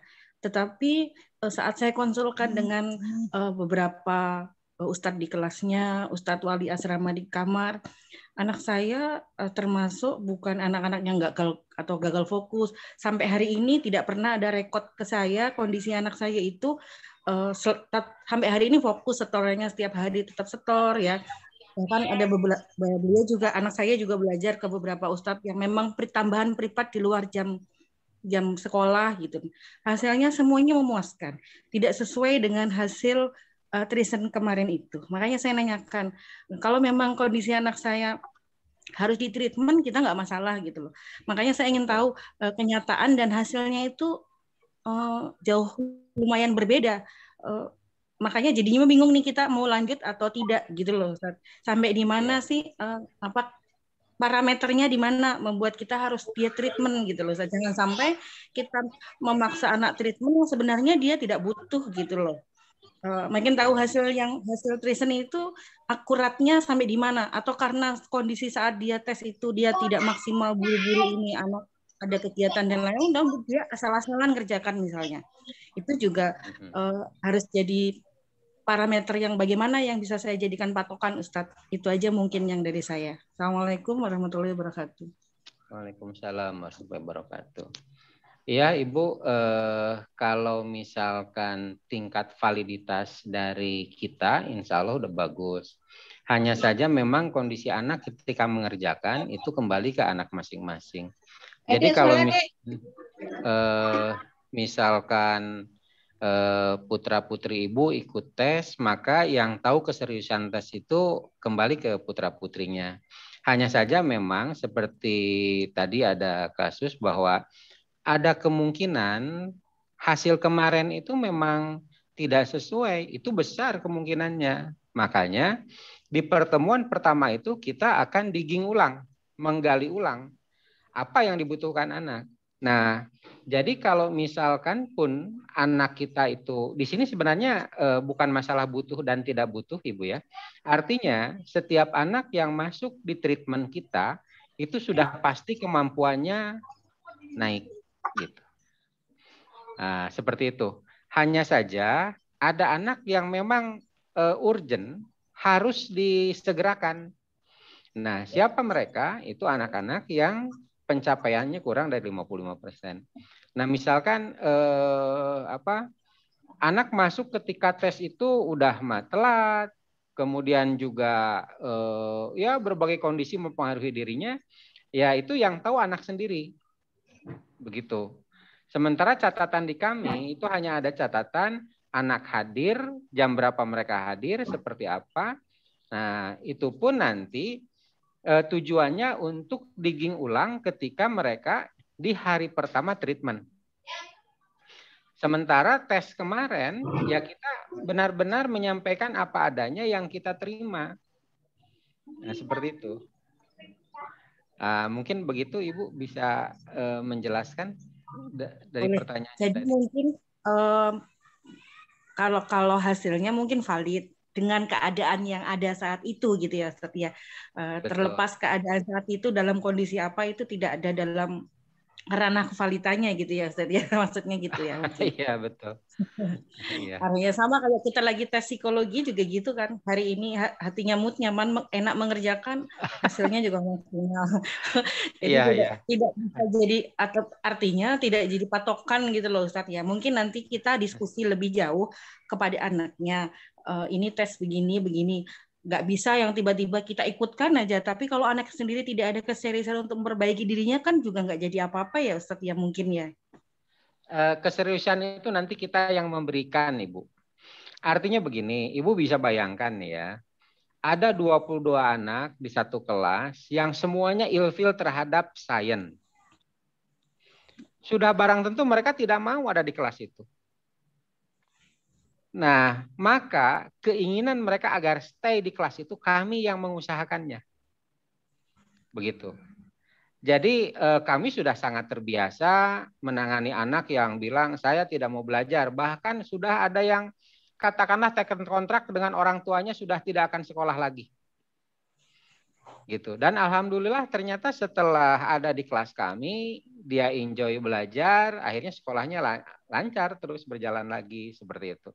Jadi insya Allah walaupun anak sudah tidak punya keinginan untuk belajar, memperbaiki diri, asal masuk di kelas kami, maka semua keinginan itu kami yang memberikannya, kami yang mengkondisikannya, seperti itu. Jadi sama persis seperti kondisi kalau misalkan analogi di bidang kedokteran itu, pasien maupun bagaimana perasaannya, asal ada di rumah sakit, maka semua ditangani oleh dokter.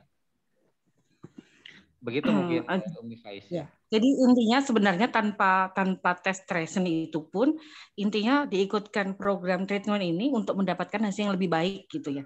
Karena apa? Saat tes tracing pun ternyata juga tidak menjadi patokan kalau menurut saya karena kondisi saat itu anak gitu ya. Intinya dimasukkan treatment nanti akan mendapatkan hasil yang lebih baik dari sebelumnya gitu mungkin ya. Jadi karena sebelum kalau kemarin pandangan saya setelah hasil tes kita mengetahui kekurangan anak kita gitu ya. Tapi ternyata pun setelah hasil tes tujuannya juga ternyata tidak gitu, tidak sesuai dengan apa yang saya harapkan. Intinya treatment itu diberikan agar mendapatkan hasil yang lebih maksimal terhadap perkembangan anak gitu ya mungkin Ustaz ya. Ya, kita ingin mendapatkan hasil maksimal, tapi diagnosa kemarin juga itu validasinya saya bisa katakan 80-90% karena anak-anak yang masuk ke kelas dalam kondisi tidak sesuai dengan keinginan kita, itu sebenarnya hanya sedikit. Gitu. Ya. Jadi insya Allah. Tapi tetap itu yang ada di catatan kami yang telat terus. Ya memang semua kita digging ulang di hari pertama. Tapi insya Allah ketika di sekolah-sekolah yang lain juga ketika digging ulang itu ya matchingnya itu tingkat matchingnya sampai 80-90%. Nah seperti itu. Siap. Terima kasih Ustadz jawabannya. Sama-sama. Iya, amin. Terima kasih juga ke Umi Faiz. Ini ada orang tua Takiyah. Saya nggak tahu ini bapak atau ibu. Assalamualaikum. Oh bapak ya. Bapak monggo pak.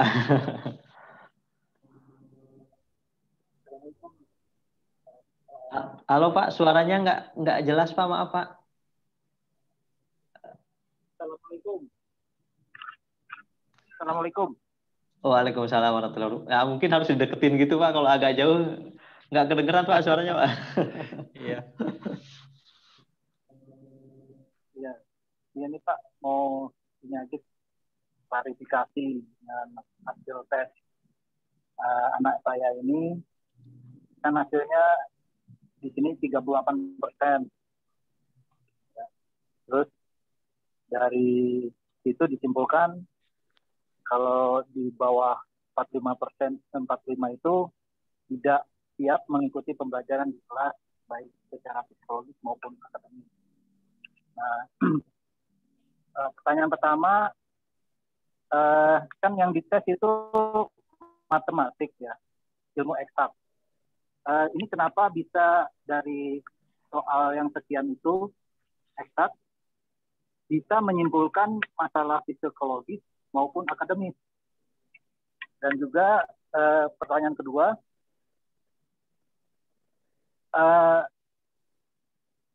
kondisi anak dengan apa yang dilaporkan di sini kayaknya bertolak belakang gitu. Pertama, hasil raport anak saya itu bagus-bagus gitu ya. Dia ranking keempat di kelas. Dan secara psikologis juga tidak ada masalah. Saya juga sudah konfirmasi ke anaknya, mana anak ke ini menerima pelajaran di kelas dan sebagainya. Dia bilang baik kok, ini dia bisa menerima dan sebagainya. Maksudnya tidak ada masalah. Kemudian juga apakah ini pihak Kristen ini tidak ada komunikasi dengan guru ya, karena guru ini kan yang terlibat langsung dengan anak setiap hari, dan guru itu sudah melaporkan sesuai dengan yang kami terima rapotnya bahwa anak ini begini gitu, dengan nilai sekian. Tidak ada masalah begitu. Tapi kok di sini dengan cuma mengetes matematik satu mata pelajaran aja bisa menyimpulkan yang bertolak belakang dengan kenyataannya begitu. Kemudian kalau di sini yang 80% aja, yang di atas 80% ikut treatment jenis penanganannya ikut olimpiade gitu kan. Nah, anak saya itu udah ikut macam olimpiade KSN mewakili Husnul Khotimah baru-baru ini begitu Pak. Jadi kemudian juga pertanyaan yang berikutnya, di sini proses treatment psikologis maupun akademis juga kelihatannya ini emang bukan spesifik untuk tiap orang ya.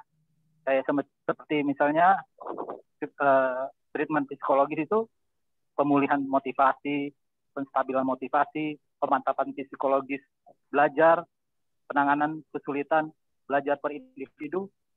Nah, ini kan sebenarnya sudah menjadi kewajiban sehari-hari guru untuk proses treatment psikologis seperti ini maupun proses treatment akademis yang diutarakan dalam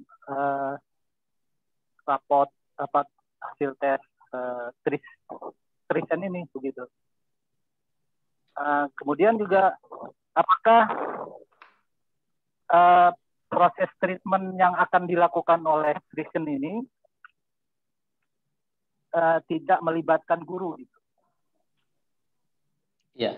Karena guru sebenarnya ini harusnya ini proses treatmentnya harus dilakukan oleh guru gitu, bukannya pihak luar begitu. Itu aja dulu Pak. Mohon koreksinya kalau saya salah. Assalamualaikum warahmatullahi wabarakatuh. Waalaikumsalam warahmatullahi wabarakatuh. Pertama, komunikasi kita di sekolah itu komunikasinya dengan pihak yang berwenang. Nah, adapun misalkan komunikasi kita dengan guru itu adalah inisiatif dari pihak sekolah. Nah, kami berusaha untuk berkomunikasi dengan semaksimal mungkin guru-guru di sekolah ataupun misalkan pihak yang berwenang. Tapi ada juga sekolah yang langsung ditangani Kepsek, ada juga yang melibatkan guru, itu kami mengikuti aturan sekolah saja gitu Pak ya. Nah, kemudian masalah psikologi itu kita tidak berkaitan dengan psikologi klinis ya Pak ya. Yang saya sampaikan psikologi itu psikologi akademis. Jadi kalau di kuliah itu namanya psikopen, psikologi pendidikan, yang berkaitan dengan kemampuan anak menerima dan mencintai pembelajaran. Nah, kalau dulu ketika kuliah mungkin yang dari IKIP itu ada juga materi dasar-dasar pendidikan yang juga kaitannya dengan psikologi juga.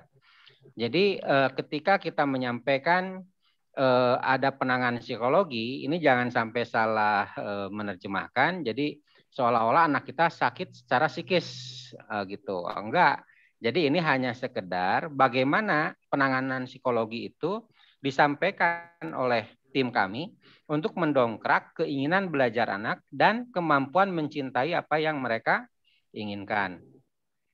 Nah, adapun di sekolah kewajiban untuk menangani secara psikologis, makanya ada BPBK ya kalau dulu tuh.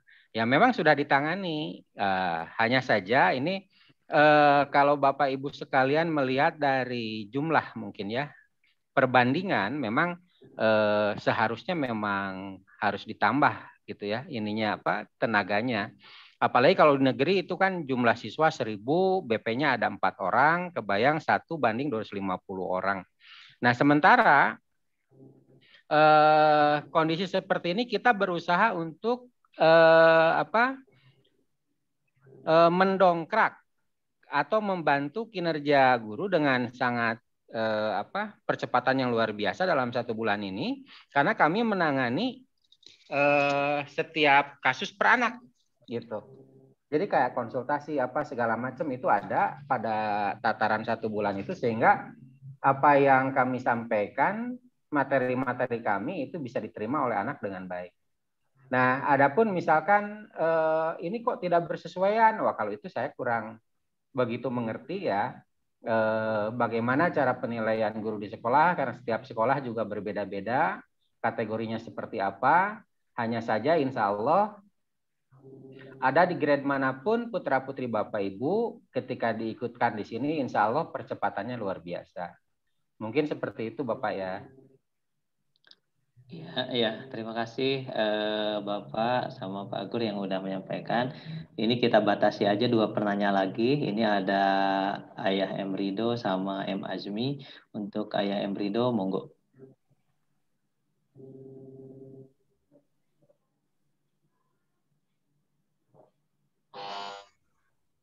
Assalamualaikum. Assalamualaikum. M. Rido, Bapak M. Rido. Baik, Assalamualaikum warahmatullahi wabarakatuh. Waalaikumsalam warahmatullahi wabarakatuh. Ya, terima kasih atas kesempatan yang diberikan kepada kami. Pak Ustadz, ketika perkenalkan anak kami itu dari kelas 10 IPS 2. Jadi memang dari IDAT gitu. Ketika kami menerima hasil diagnosa dari anak kami tersebut, kami tidak kaget melihat hal tersebut. Apalagi yang dites itu adalah soal-soal berhitung. Karena memang kalau dilihat dari track record anak kami itu, mulai SD dia itu sudah tidak suka atau ilfeel sekali dengan sains, dengan matematika gitu. Jadi ketika dites ini saya sudah yakin pasti hasilnya ini akan rendah, dan rendah memang hasilnya sangat-sangat rendah sekali. Iya. Dan itu dan dia ini mulai SD itu sangat satu kelebihan dia sangat mencintai sekali pelajaran-pelajaran sejarah. Pelajaran sejarah dan buku-bukunya di rumah itu tebal-tebal. Setiap kami ajak ke toko buku, dia selalu beli-beli buku-buku sejarah dunia, buku sejarah tentang apa namanya, pokoknya sejarah dunia dihafal sekali gitu terkait itu. Lalu buku-buku tentang politik dia suka sekali gitu dengan sejarah-sejarah peradaban dan lain sebagainya, dan tidak menyukai pelajaran matematika dan lain sebagainya. Dan harapan kami dengan adanya Trescen ini mudah-mudahan bisa apa namanya memutarbalikkan lah istilahnya, memberikan semangat pada dia bahwa pelajaran apa namanya matematika dan lain sebagainya ini merupakan suatu dasar dia untuk bisa menganalisis lebih baik. Yang saya mau tanyakan itu apa namanya, apakah di Trescen ini juga bisa mengetahui juga dengan potensi dan bakat dia. Jangan-jangan apa yang dia sukai dalam sejarah itu dia supaya apa namanya menghilangkan apa namanya sebagai alasan dia aja supaya nggak mau belajar apa namanya matematika gitu. Ya dengan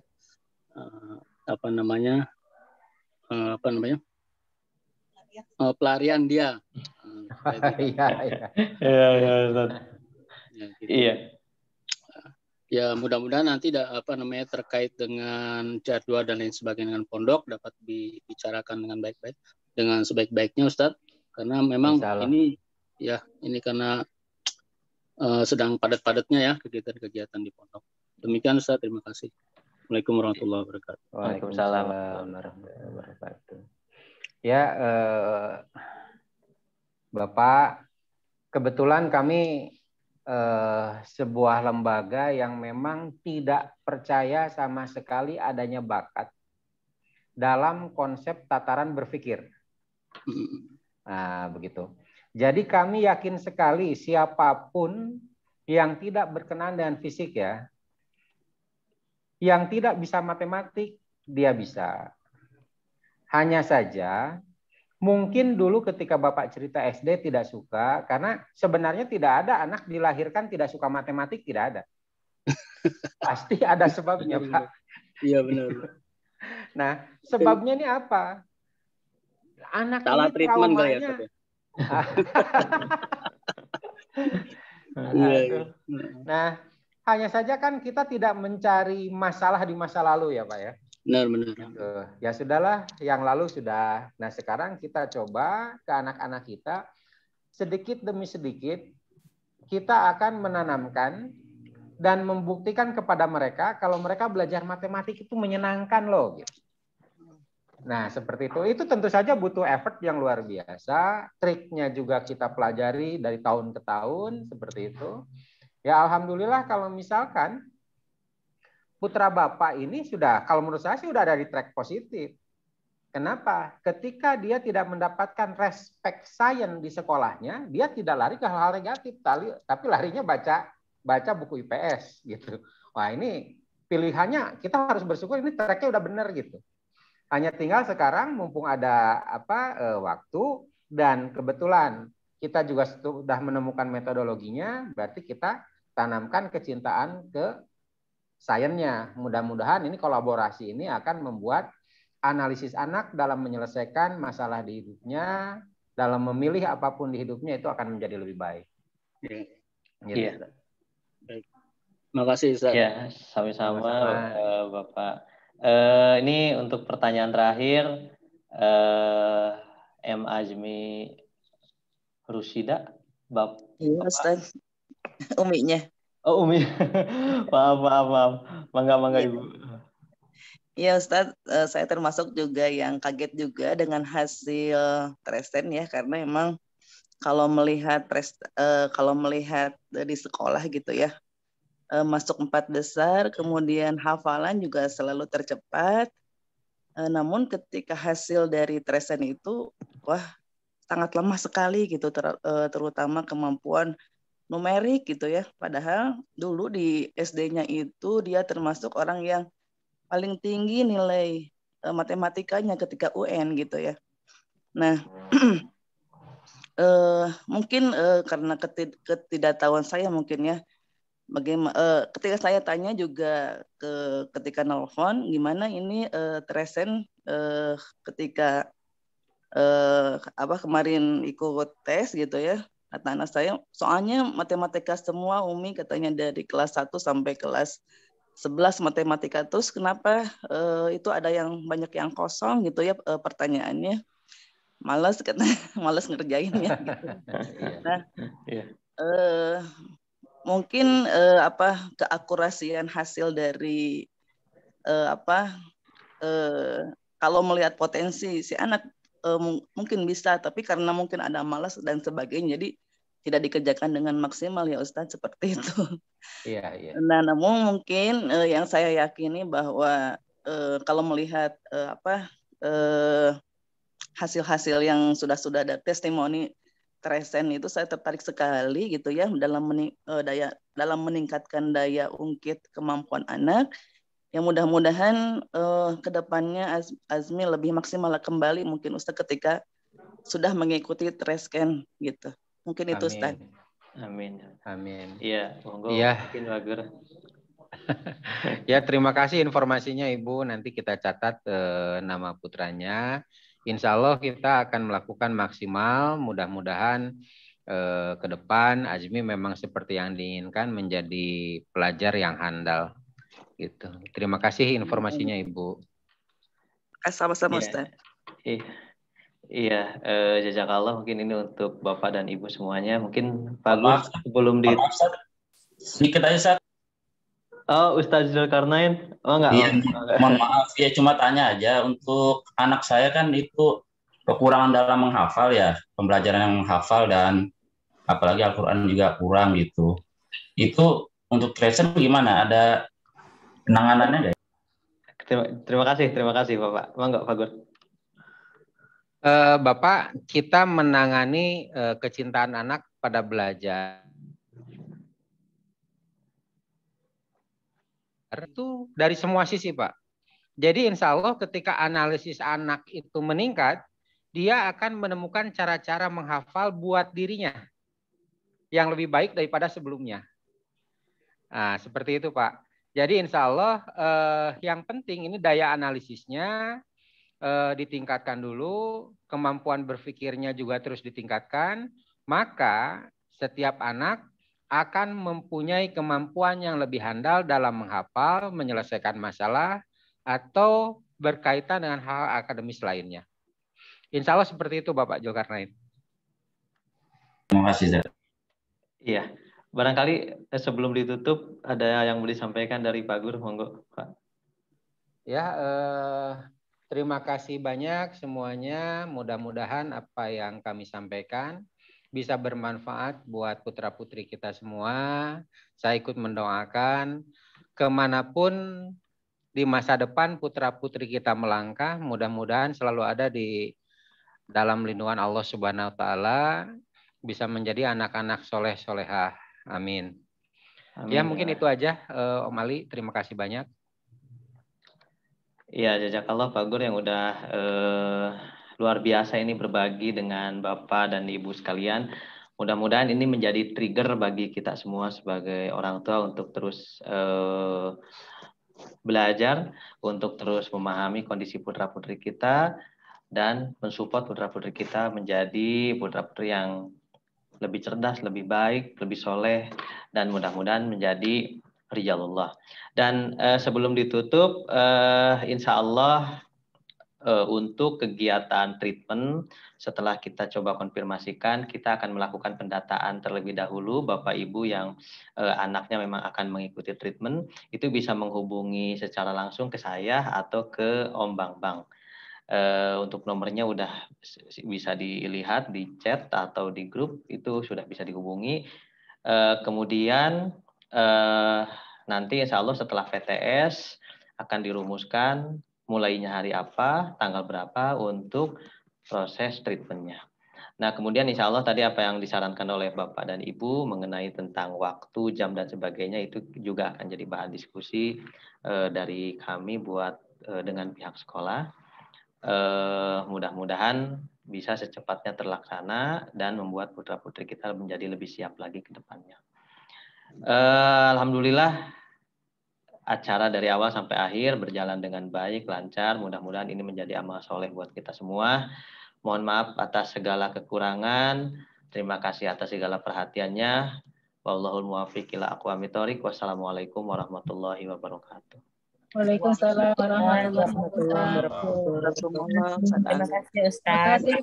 Sami-sami. Terima kasih semua. Izin live. Assalamualaikum. Assalamualaikum. Waalaikumsalam warahmatullahi wabarakatuh. Mangga Ibu, Bapak, mangga.